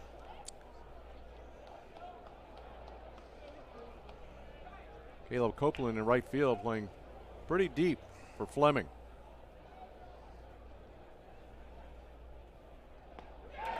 Big strikeout, Sirocco. He goes back-to-back Ks. Fleming goes down and a ball out of the strike zone. Number 2 strikes out, number 3 strikes out, and then we come to number 4 in the order, Ryan Turner. It's ironic, you and I were talking, had a nice chance to visit with Jim Tomey last night, and he was asking us you know, how have we seen pitching change, you know, in the last 10, 15, 20 years? Because if you go back to the 80s and the early 90s, if we had somebody throwing 84, 85, he was bringing it. And now everybody up and down these state tournament rosters have guys hitting 88, 89, and some guys in the low 90s. So that's how much velocity has increased from the hill in high school athletes. Yeah, the other part of that, too, is how hitters have adjusted to that. I mean, you see it enough, the ball keeps coming harder, and you keep developing your game.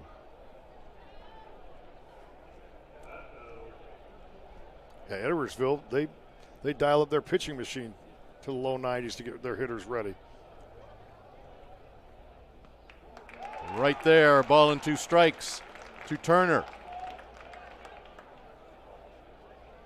Shiroto seems to have found himself here after facing 7 batters 1 inning ago. Keeping it right there in the circle is Lucas Hubner. One difference, Shiroto, I've seen, though, the first couple innings, he was working very quickly and had his own rhythm and tempo. Now, he's not slow right now, but he's much more deliberate between pitches.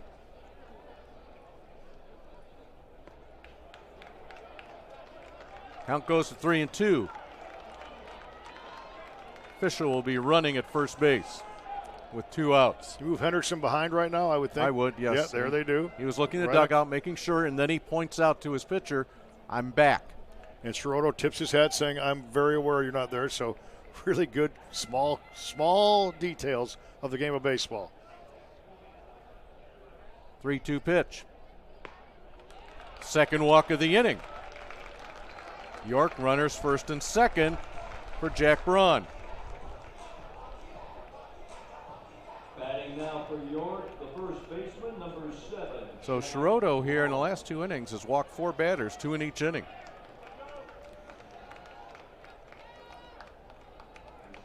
You mentioned pitching coach Mike Sabatino, you know, has quite a bit of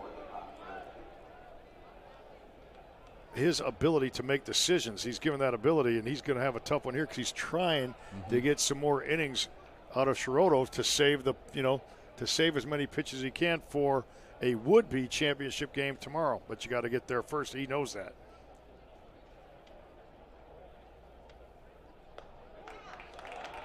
Braun, with a little hesitation, takes it for a strike. They can get to him. Matt Barton waits on deck.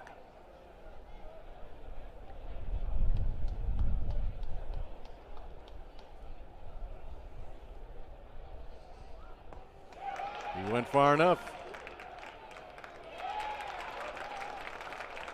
No balls, 2 strikes.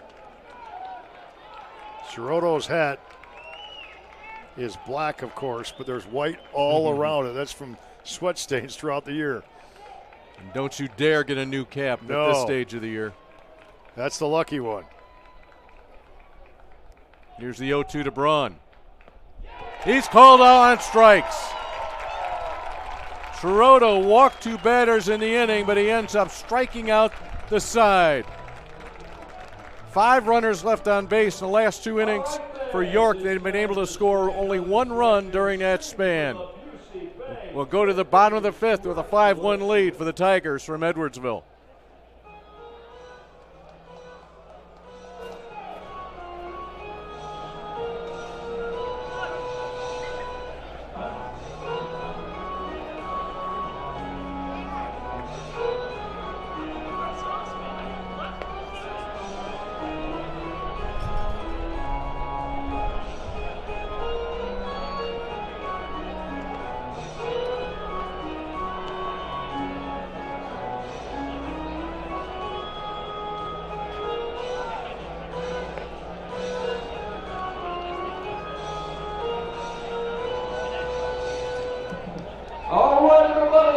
Thank you very much. Building strong financial futures, one family, one street, one city at a time since 1868. Visit Busey.com to learn more. Busey Bank, building business, growing wealth, All the way since 1868, a member FDIC, Busey Bank, proud to support the academic dreams of Our final game of the day will match the Brother Rice Crusaders coming to Joliet for the second year in a row. They'll take on the New Trier Trevians. And not only do we know we're getting close to that, being that we are in the bottom of the fifth inning, but Brother Rice lineups.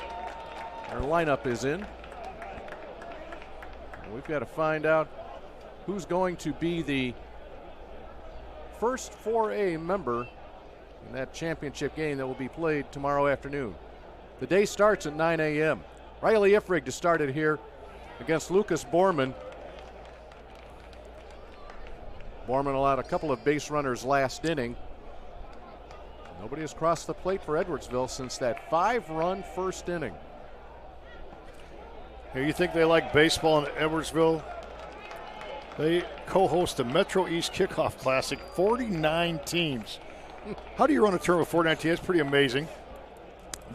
They host a Tiger Classic, which I think is really cool because Edwardsville baseball program, that money goes to cancer research and charity, which is, I think, a really neat thing. And they have FCA huddles as well, so nice community work by the Edwardsville baseball program. Ifrig laces this one to center field for a leadoff hit. First hit of the day for Ifrig. And that will even up the hit totals for these two teams at 4 apiece.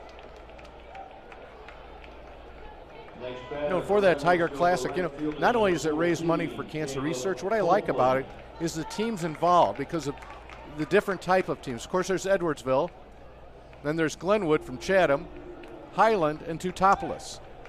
So you get some great teams at each of the different levels playing in that classic early in the year. Yeah, really nice, and they keep it community-oriented. Pinch runner, 29, Drew Freeze. He is running for the designated hitter, Riley Ifrig. So if he came around, Ifrig would be able to re-enter and hit for himself.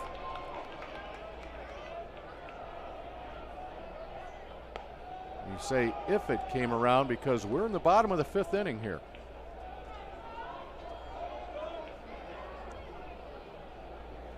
York cannot afford to lose too much distance here in this inning.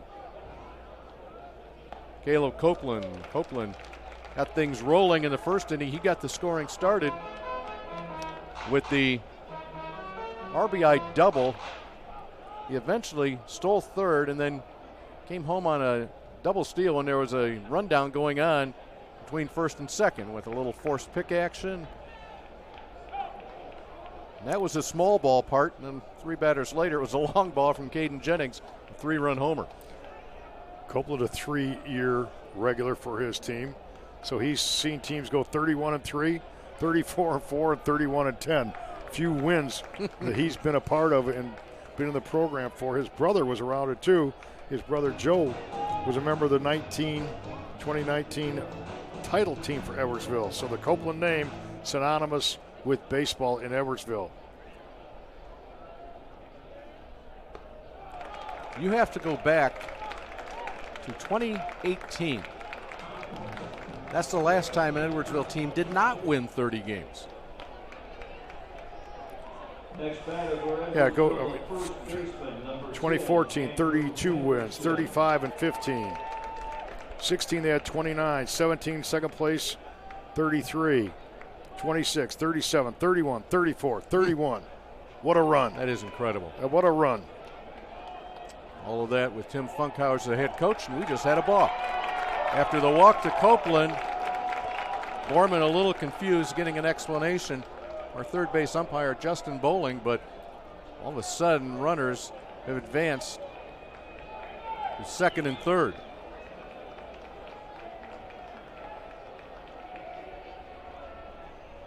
Freeze at third, Copeland at second, Hendrickson at the plate. Corners are in. Middle is back. Interesting, the rest of the defense isn't in right now. Yeah. You're already chasing 4 runs. In fact, your shortstop, Josh Fleming, playing quite deep at short. So you're going to concede 1 run for out. I would think if they got 1 run and out, then they'd bring the infield in. Maybe just trying to stay out of a big inning. Nobody out here. This should bring in 1. The line drive is caught by Barton. Tagging at third is Freeze, and he will score easily on the sacrifice line drive from Andrew Hendrickson. It is now 6-1. Well, he barreled that ball up, sliced it away from Barton. Barton got his feet planted, made a catch coming in on it. Once he squared up, that ball was hit hard. First run the Tigers have scored since the first inning. Lucas Hubner try to bring home another. Leadoff single followed by a walk, then a balk.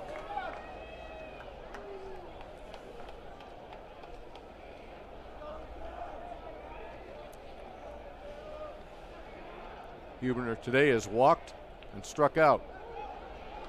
Curveball buckles his knees. Noah Hughes, a junior left-handed pitcher, getting some warm-up tosses activity down the right field line in the York bullpen. Went upstairs. Hubner will head back to the dugout. Second out of the inning. Third strikeout from Borman. It brings us to Caden Jennings. Jennings flew out deep on a great catch to center field. Actually became a double play. Great catch from Chris Danko. That was in the third inning. In the second inning, he hit a laser over the left field wall.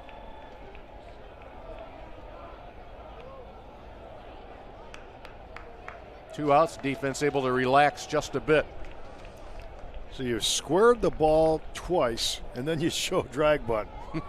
That just shows what a complete player he is, to be honest with you. I don't think he's supposed to get a drag bunt hit here. I think he's supposed to drive in a run in this situation with two outs. He's ahead in the count, 2 balls and no strikes. First base open. Lucas Borman does not need to give in. Center cut a fastball. He does not need to do that.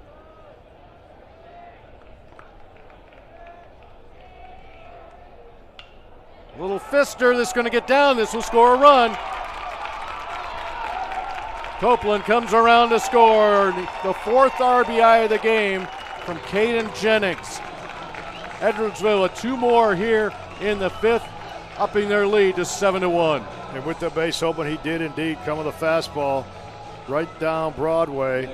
And I tell you what, Jennings hit the ball harder than that at different times, but he had just enough strength to get that over Josh Fleming into left field and drive in a 2 RBI base hit. Lucas Krebs. Ooh, he's looking to do some damage on that pitch. A little bit tardy.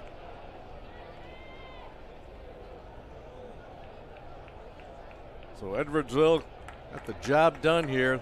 Stretching the lead, runner at first base just dancing off, and that's another balk. The runner at first, Caden Jennings, was going back and forth, had a huge lead, and Borman, not only did he move a little bit, I think he stepped forward off the rubber. You know, he took the ebbs and flows of this game. Obviously, Edwardsville got 5 in the first inning, took total command on the scoreboard. There goes Jennings looking to steal third, slides in, and he's there. And as well as total command on the scoreboard, they had that emotional lift. Then York kind of took over for a while, kind of hanging in. But you feel these 2 runs right here, you really feel, a little bit of deflation right now in the ballpark if you're a York Duke fan. 27 stolen base of the year for Jennings. Krebs waves at that pitch, and Borman will just stomp off the mound, not happy with himself as Krebs goes down swinging, but yet another big inning, 2 runs. Here in the 5th, the lead grows to 7-1. York to bat in the 6th.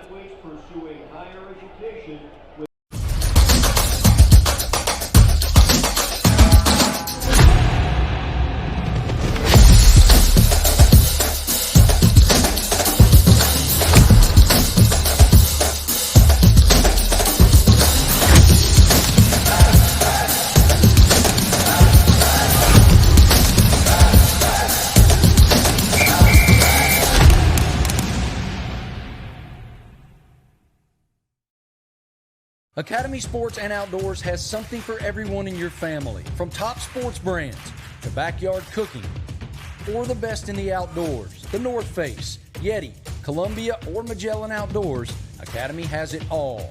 Whether you're celebrating familiar traditions or exploring new ones, we've got what you need in here to have fun out there. Start your next adventure and make lifelong family memories at Academy Sports and Outdoors. Download our app or shop at academy.com. Today's game is available for download. Click the digital copy button under the event video player to download a digital copy of the event right to your computer. Today's game is also available for all subscribers via the NFHS Network Live mobile app for Apple and Android devices. Download the app from the Apple App Store or Google Play Store today to start watching live games wherever you are.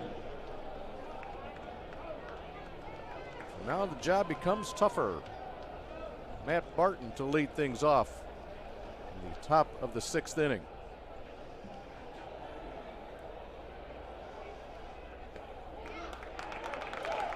First pitch, a strike to Barton. Barton, a three-sport athlete. We do the Class A and AA. We see a lot of that.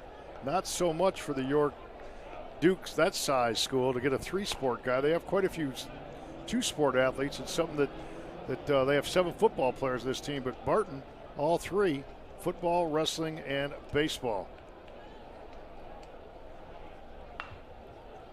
This is foul.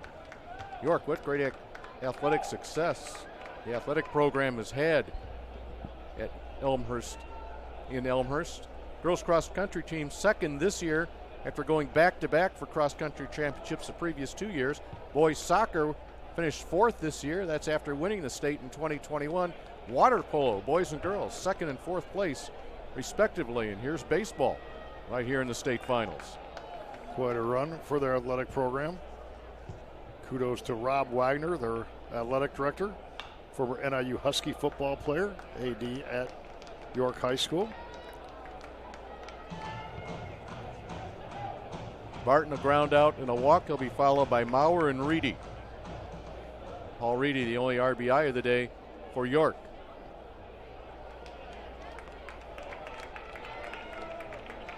Brother Rice and New Trier, they are both here. The field ready to go. That will be our final game of the day. We start tomorrow at 9 a.m. with third place baseball. Tapper charging hard as Krebs. He's going to have to just eat it. Infield single for Matt Barton. Good job by Krebs just eating that baseball, because all he would have done is risk throwing that away. You get an infield Baltimore chop single. Number 5, designated hitter Eli Maurer. Hits even at 5 apiece with Edwardsville on top by 6 runs. Maurer has one of those hits. Eli Maurer steps in. He doubled his first time up.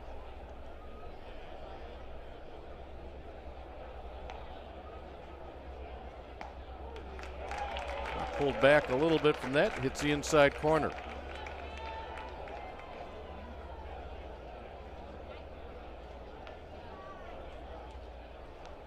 York does not want to be very aggressive on the bases right now. Play station to station baseball, one base at a time. And not a big base stealing team anyway. Obviously, a situation dictates that they are playing it close to the vest here. 5 hits, 1 in each inning, except for the 5th. Walked a couple times that inning. So the Dukes have had base runners every inning.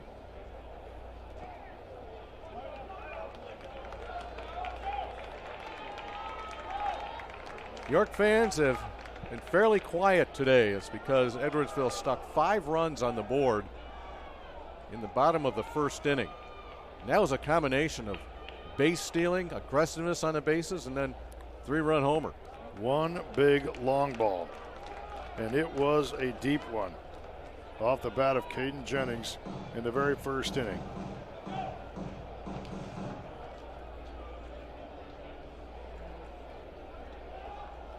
Maurer, the designated hitter, hitting in the pitcher's spot in the order. Number 7, Tommy Van Daff started for York. Lucas Borman is in now. A couple of throws over to first base. Maybe somewhat unnecessary with a 6-run lead. 3-1 count on the batter. Focus on the task at hand. He goes over again. He's probably going to hear that from his bench real quick.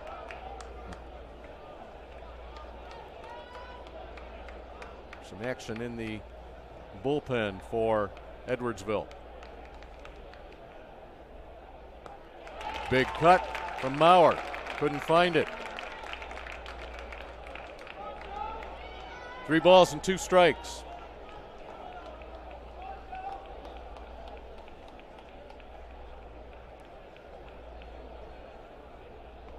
Oh, he got him looking. What a great pitch. A slider just absolutely froze Maurer. 8th strikeout of the day for Sciarotto. You know, he cruised for the first few innings of this game. Then he's been under duress the last couple innings. But anytime he needs a big pitch, he comes up with a big pitch. And you mentioned it, and I will repeat it. He is mature way more than most sophomore pitchers would be. Almost unflappable he is on the hill. Well, he threw over to first base again. And I don't think it's going to be just verbal from the dugout. They're going to make a pitching change here, and I think part of it is you're wondering whether he lost a little focus. However, the last 4 outs he's gotten have come by way of strikeout, and he's going to get a big hand as he comes off the field. Joe Sciarotto. He did what he needed to do to keep his team in the ballgame and maybe catapult them into a title matchup. A good, solid 5 1/3 innings for the sophomore. So Sciarotto leaves. 8 strikeouts. He allowed 5 hits. He did walk 4.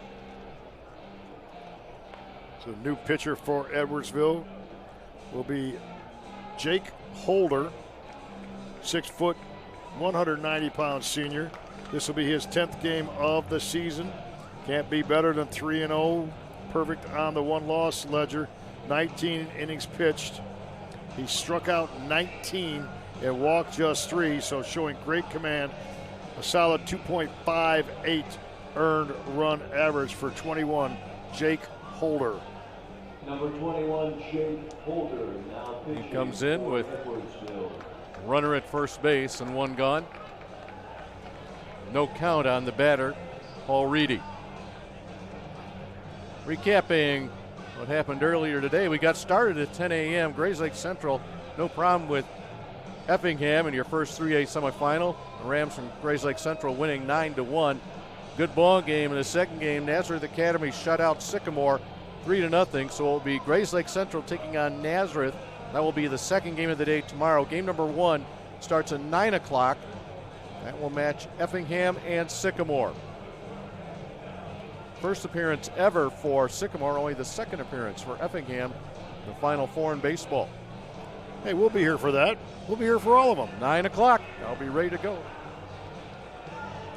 I mentioned last week, I really like early morning games. I know it may not be the favorite of fans or players, especially players have to get up really early, get their hitting in and all that, but I just love the freshness and the sound of an early morning game. Gotta love it. Love when there's still dew on the grass in the springtime. Or dew on the turf here. Well, no. That's correct. First pitch from Holder to Reedy is a strike.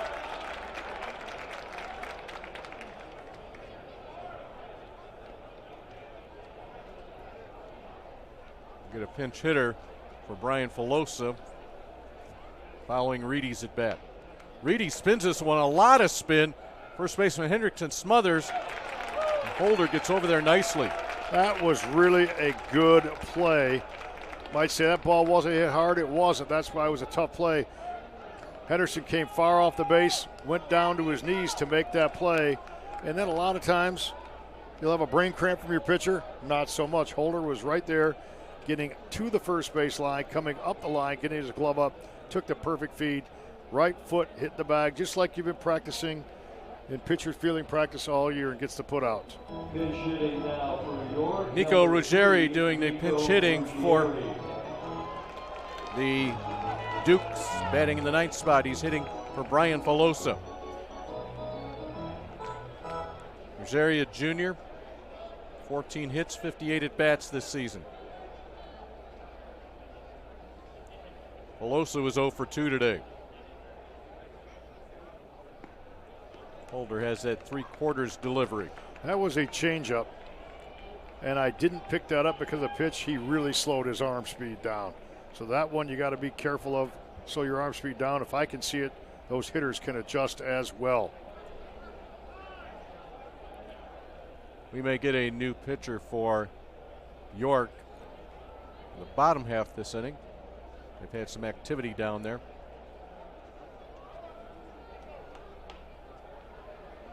A couple of balls have squirted away in the bullpen on the first base side. Looking for a hole. Funkhauser over to his left. Makes the play easily. Just glided over nicely. Made the play, and York is scoreless. They did get a hit in the inning and left one on, but we've played 6 complete, 7-1 Edwardsville. The official line.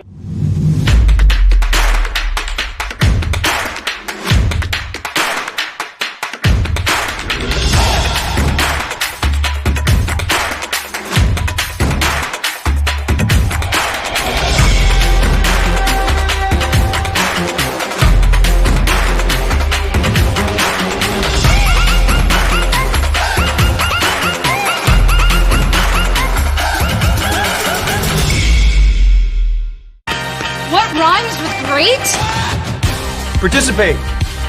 Where does greatness start? Here, in the classroom. On the stage. In the pool. On the field. Where will your greatness take you? To better grades. To more friends. Yeah! Be great. Participate!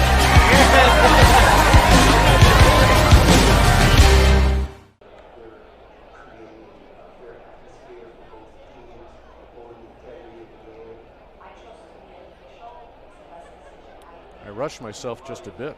We hadn't played 6 complete. We've got to give Edwardsville a chance to bat here in the bottom of the 6th inning, and they're going to face a new pitcher. It'll be a lefty junior, and that's Noah Hughes.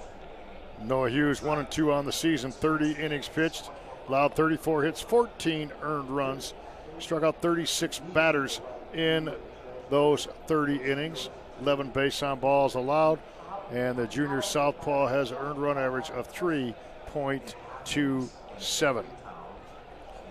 You know, you look back to Lucas Borman. He came on in the 3rd inning with nobody out. He ended up giving up a couple runs last inning, but he kept his team in the ball game. You know, things got away a little bit here when Edwardsville scored 2 more in the 5th, but he held them scoreless for a couple of innings. His team was able to squeeze a run across, but now the advantage is 6 for Edwardsville. They will bat with Grayson Rathgeb, the center fielder, then back to the top of the order, Cole Funkhauser and Joe Shiroto facing Noah Hughes. Well, yours continued to grind and grind and grind, and Edwardsville got that 5-run lead and really put the game away, you know, barring any miracle with those 2 runs in the bottom of the inning. 5.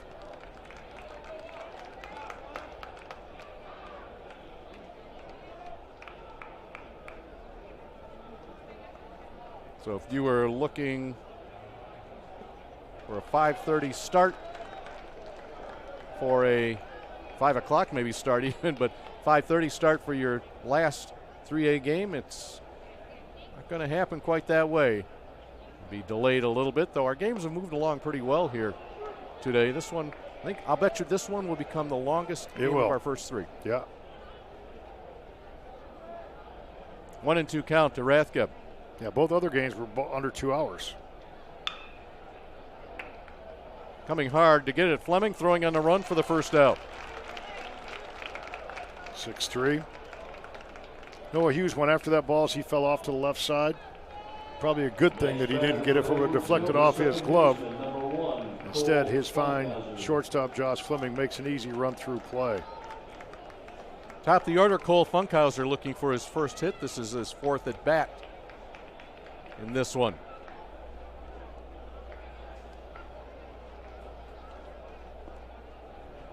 Now when you get to the 2nd week in June, this has pretty much become the home field for Edwardsville over the years.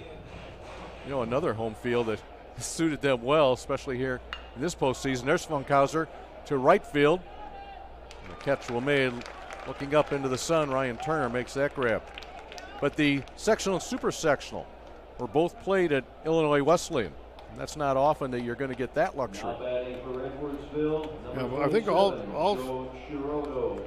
super sections were played at either college sites or professional sites. That's a nice thing. But yeah, you get to play a few games in the same field. That's a nice advantage you start to take to your advantage. Joe Shiroto, he has not had a hit today, a walk, hit by pitch. He struck out looking. 7 runs on the board on just 5 hits for the Tigers. And they have 3 outs away from playing in their second consecutive state championship ball game and looking for their second straight victory.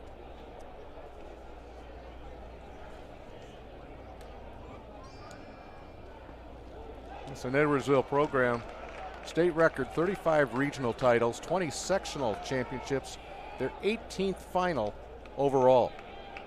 First time since 2000 that Edwardsville has gone to the state finals back-to-back years. And under Funkhauser alone, they've won 11 sectional titles. That's pretty amazing. Means 11 times you're 1 game away. Yeah.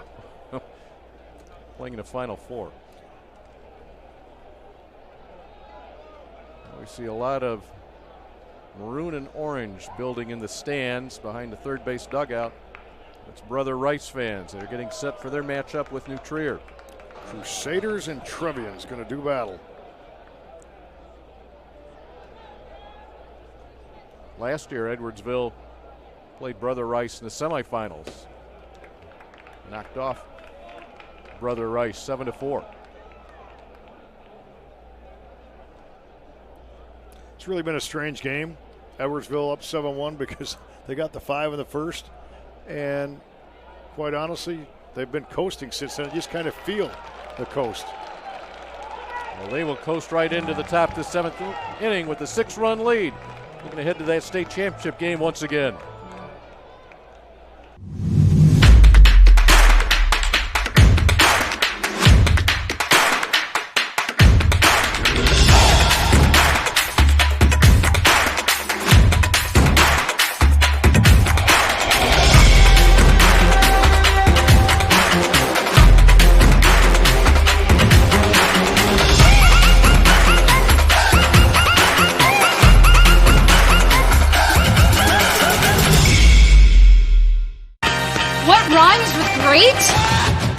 Participate. Where does greatness start? Here, in the classroom. On the stage. In the pool. On the field. Where will your greatness take you? To better grades.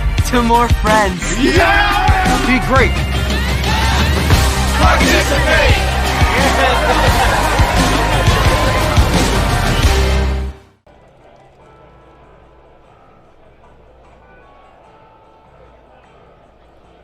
Jake Holder still on the mound for Edwardsville, looking to get up and down in order, get his team back to the hotel as quickly as possible. So I'm sure they will hang around a bit to check out our next game.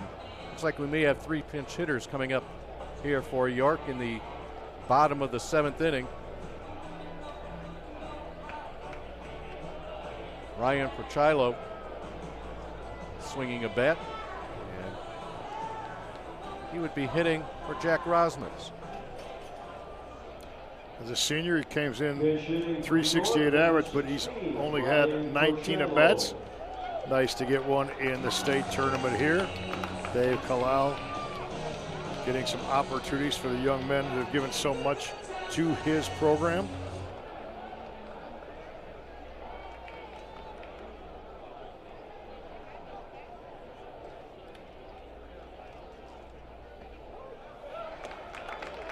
First pitch to Prochilo is a strike. Well, the York Dukes have a tradition that they started last year. They go to Egg Harbor for breakfast as a team every day, every game day. And I don't know if they don't come back and score 6 runs. They'd have to be there at 5:30 tomorrow morning if they're going to get together for breakfast. A great team bonding opportunity for them. Chilo runs this one foul. Dave Kalal makes the catch. The lefty, a former pitcher. And a thrower to first base. Downers Grove South two-time All-Stater Dave Kalal. In fact, holds the record for pitching wins. Went on to play at Lewis University under Irish O'Reilly and Dan DiCaprio. 25-5 he was the pitcher at DGS Mustangs. A little double clutch at third base for Krebs, but Pachilo retired.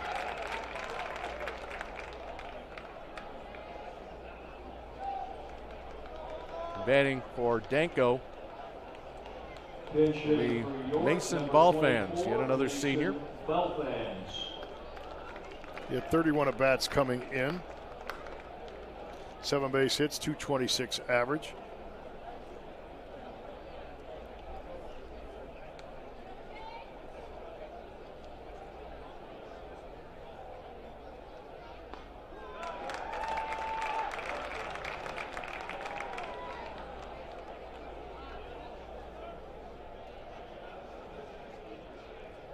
Jack Holder working in his second inning of relief.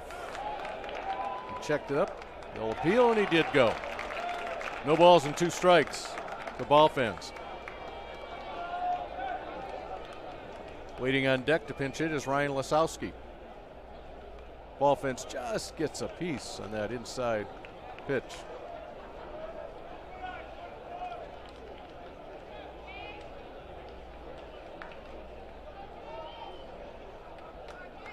Forest green uniforms from Trier on our concourse to our right, and the cream colored jerseys for Brother Rice, making players making their way down the steps down the left field line. It's been a long day for those two teams waiting it out. Yeah, that's a tough one when you're the last, because you get so jittery you can't wait to get out on the field. I'm sure both of those teams got together this morning, batting practice, and just to get the guys up out of bed and get them focused. Ball fans, a half swing out to Funkhauser's throw to first, 2 gone.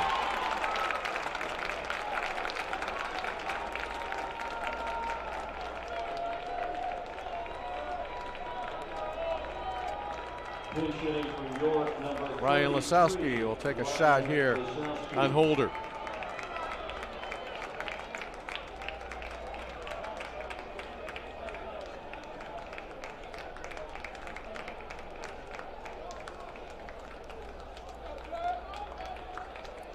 Well, in 3A, we had Nazareth Academy getting back to a state championship game once again with their chance to go back-to-back. 2 pitches away from Edwardsville doing the same here in 4A.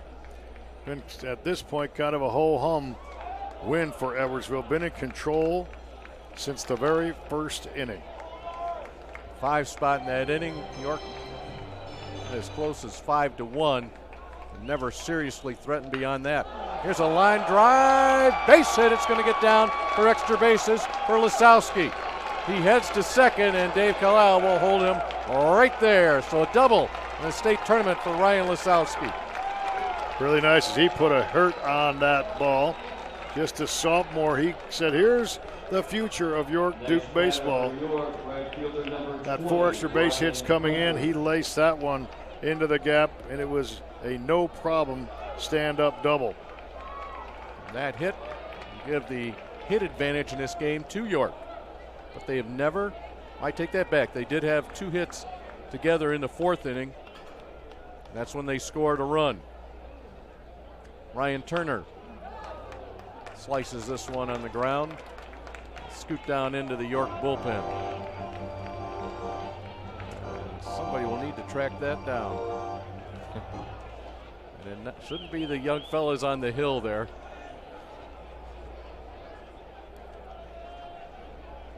If you had a couple more years, you'd have been running after that ball. You think? No.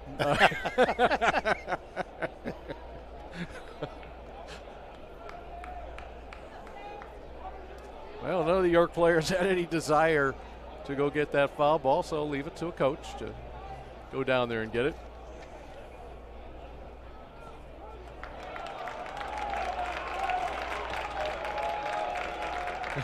Young kids begging for that foul ball. Meanwhile, the count's 0-2 to Turner. 1 strike away.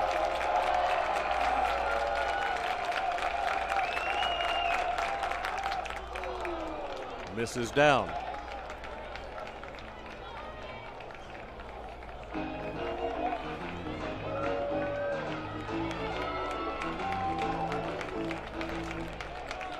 Long look by Holder. And the 1-2 pitch.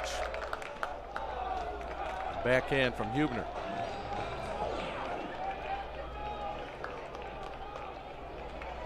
I think Holder would still, at this point, he'd be below 35 pitches still, so he would be eligible tomorrow, but doesn't want to labor any more this inning.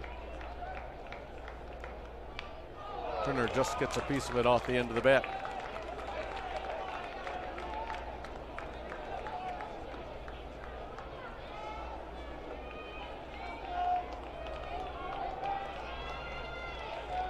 Turner hitting out of the cleanup spot for York.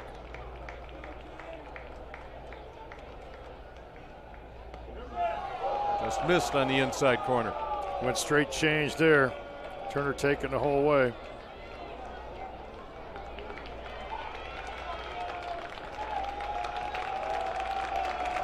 Should get a good pitch to turn on here. On 3-2. Took a hack at it. Was able to stay alive.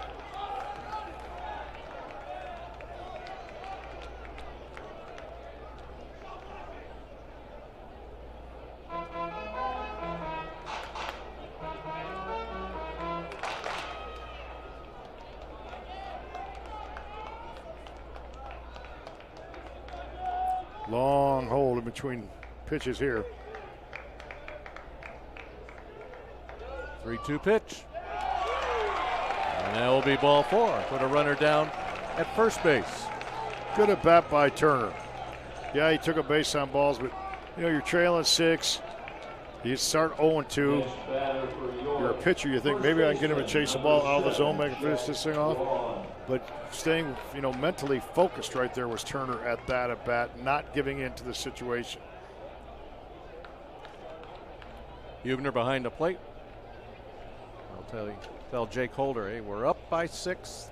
Throw some strikes. Let's take our chances.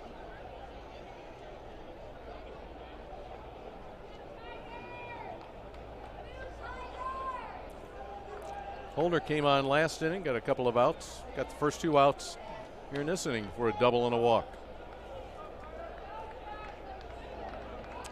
That's Tony Eberlin, the Texas Christian commit, warming up in the pen. You just see by his warm-up tosses, he's got a pretty good arm.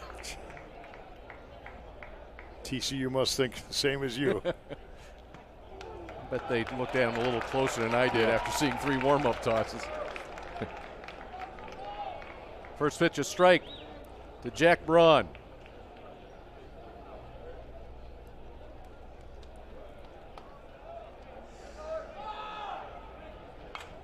That's fouled back, 0-2. I have a feeling one of the things Lucas Hubner told Holder is let's work a little quicker. Yeah. Yeah, he was very deliberate in between pitches.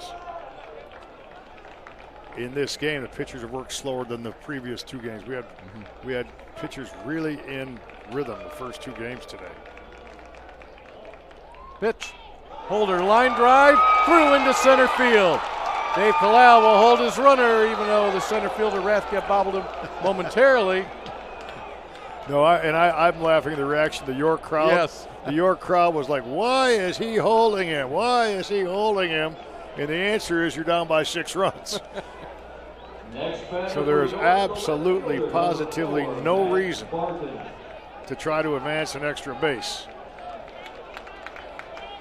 Matt Barton will try to bring home a run. He singled to lead off the 6th inning. I mean, your tying runs still in the dugout, let alone on the bases or in the on-deck circle. And Edwardsville will make a pitching change.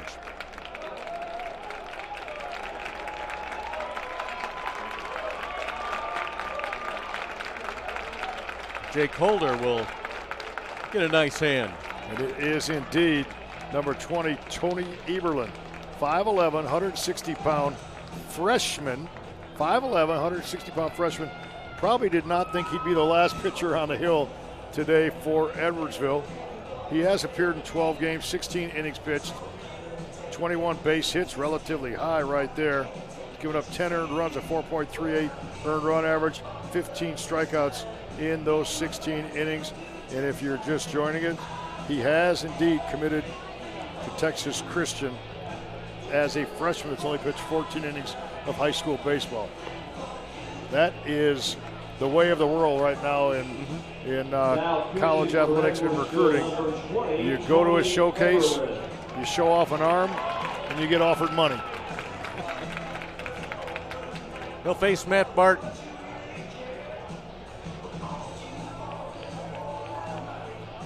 Back in the 4th inning, when York scored its only run, they did leave the bases loaded. Sacks are filled here.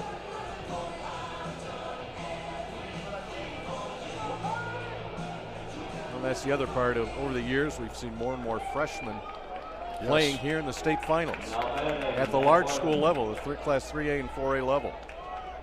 So Eberlin will take the ball and he'll look to get one final out. And kind of agonizing for Edwardsville fans, looking to put this one away after the first 2 batters grounded out.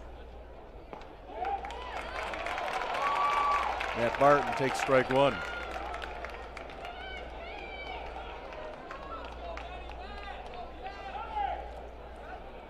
Remember, Edwardsville had to come from behind in each of their first 3 wins in this playoff run, both regional games and the sectional semifinal. That's how close they came. Not even coming close to getting to Joliet and trying to defend their title.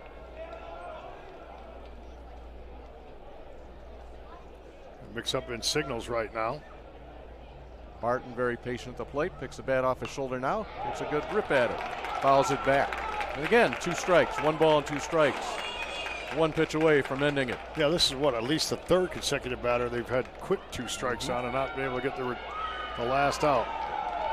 21st out, the most difficult out, oftentimes. A little bit high.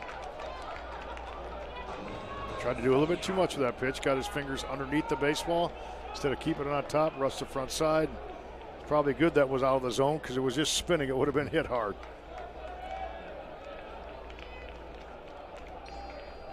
Waiting for the sign coming from the bench.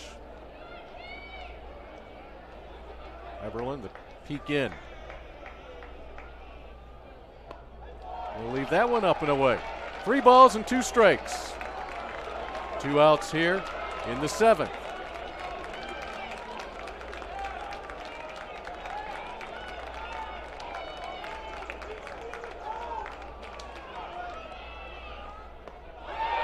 Checks it up, ball 4, the run will score. 7-2. So tying run is now at least on deck. You get 1 more guy on and you can start to hope for a long ball.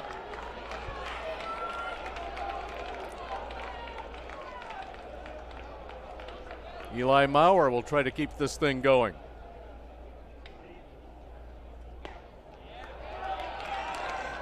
The young freshman just does not have his arm slot, his finger placement.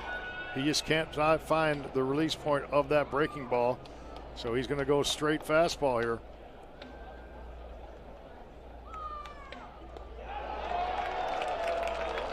Maurer doubled way back in the 2nd inning. All of a sudden action will resume in the Edwardsville bullpen, and there's Cole Funkhauser, the 2nd baseman.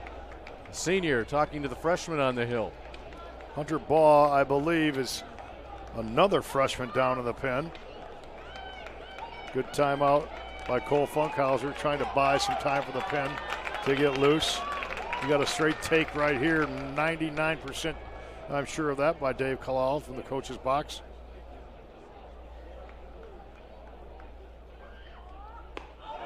Now we're looking at all the way to 3-0. I don't know if you take 1 or do you take 2 right here. I take 2 right here. Yep. Definitely, no doubt. Ball got loose from the Edwardsville bullpen. They'll track it down behind home plate. Well, I will tell you, watching Eberlin throw in the bullpen, he was free and easy and letting it fly, and he's fighting it right now.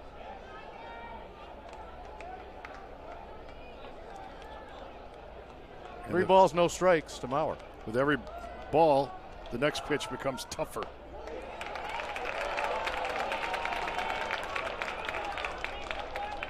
Let's see what Maurer does here on 3-1.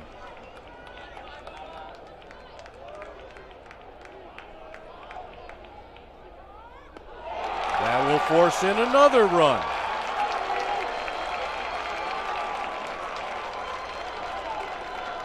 Well. It is 7-3, and the tying run indeed comes to the plate in the form of Paul Reedy. You're looking at Reedy, the junior, a .250 hitter, 3 doubles in the season. That's it for his extra bases, and I think we're going to get another pitching change. Tim Funkhauser, why couldn't this have been easy? We've been in control of the entire game, and not right now. A little bit of pressure. And he's taking the ball, and looks like he's going to bring in the veteran in this case. Remember, Hendrickson was warming up early. I think it's a really good move, bringing the senior. Andrew Hendrickson's coming in from first base. 5-1 record, not messing around now. 34 innings pitched, 2.47 earned run average, 35 strikeouts, 18 walks. So Hendrickson will get the chance for the closing opportunity, it appears. Looks like Bryce Byers may be going in at first base, taking the spot of Hendrickson.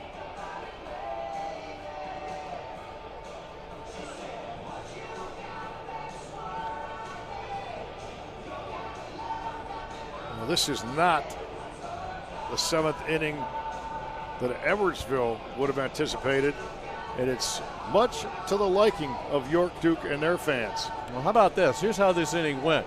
Ground out to third, ground out to second. Double, yes. Walk, single, walk. Nothing comes easy.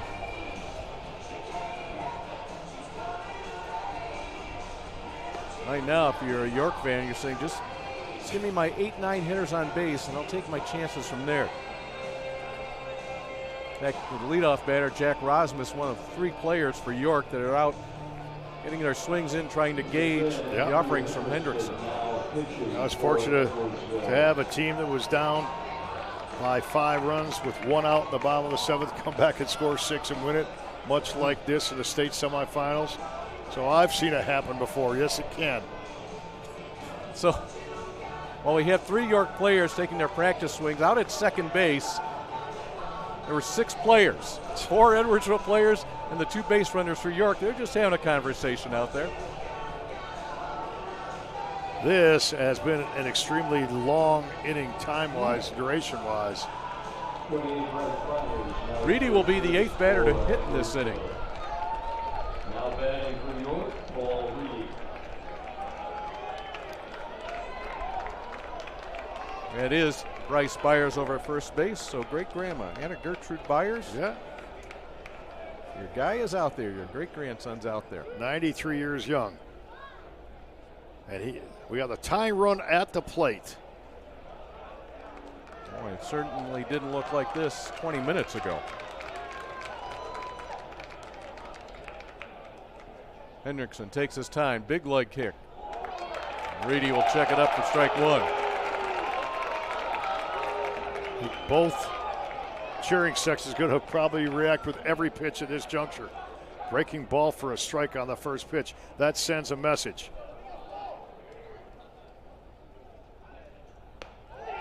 And that missed up. 1 ball, 1 strike. Back-to-back walks have scored 2 runs here in the 7th inning.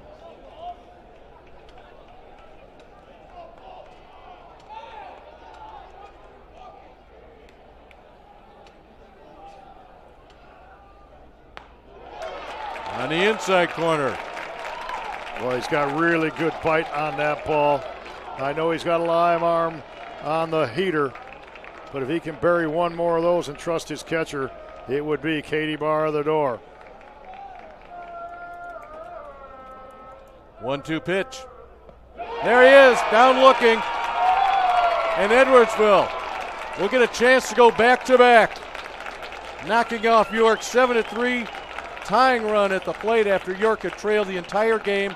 Edwardsville putting 5 runs on the board in the first inning. They end up winning it by 4.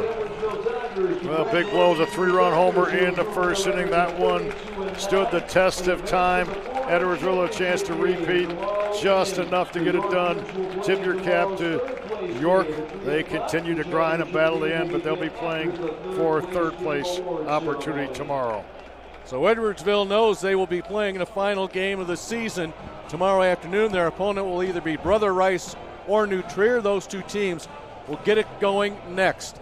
But our first semifinal in 4A is in the books. And once again, Edwardsville playing for a state title, 73 winners over York. For Mark Lindo, I'm Dave Bernhard. One more game to go from Joliet. We'll have that in a few minutes.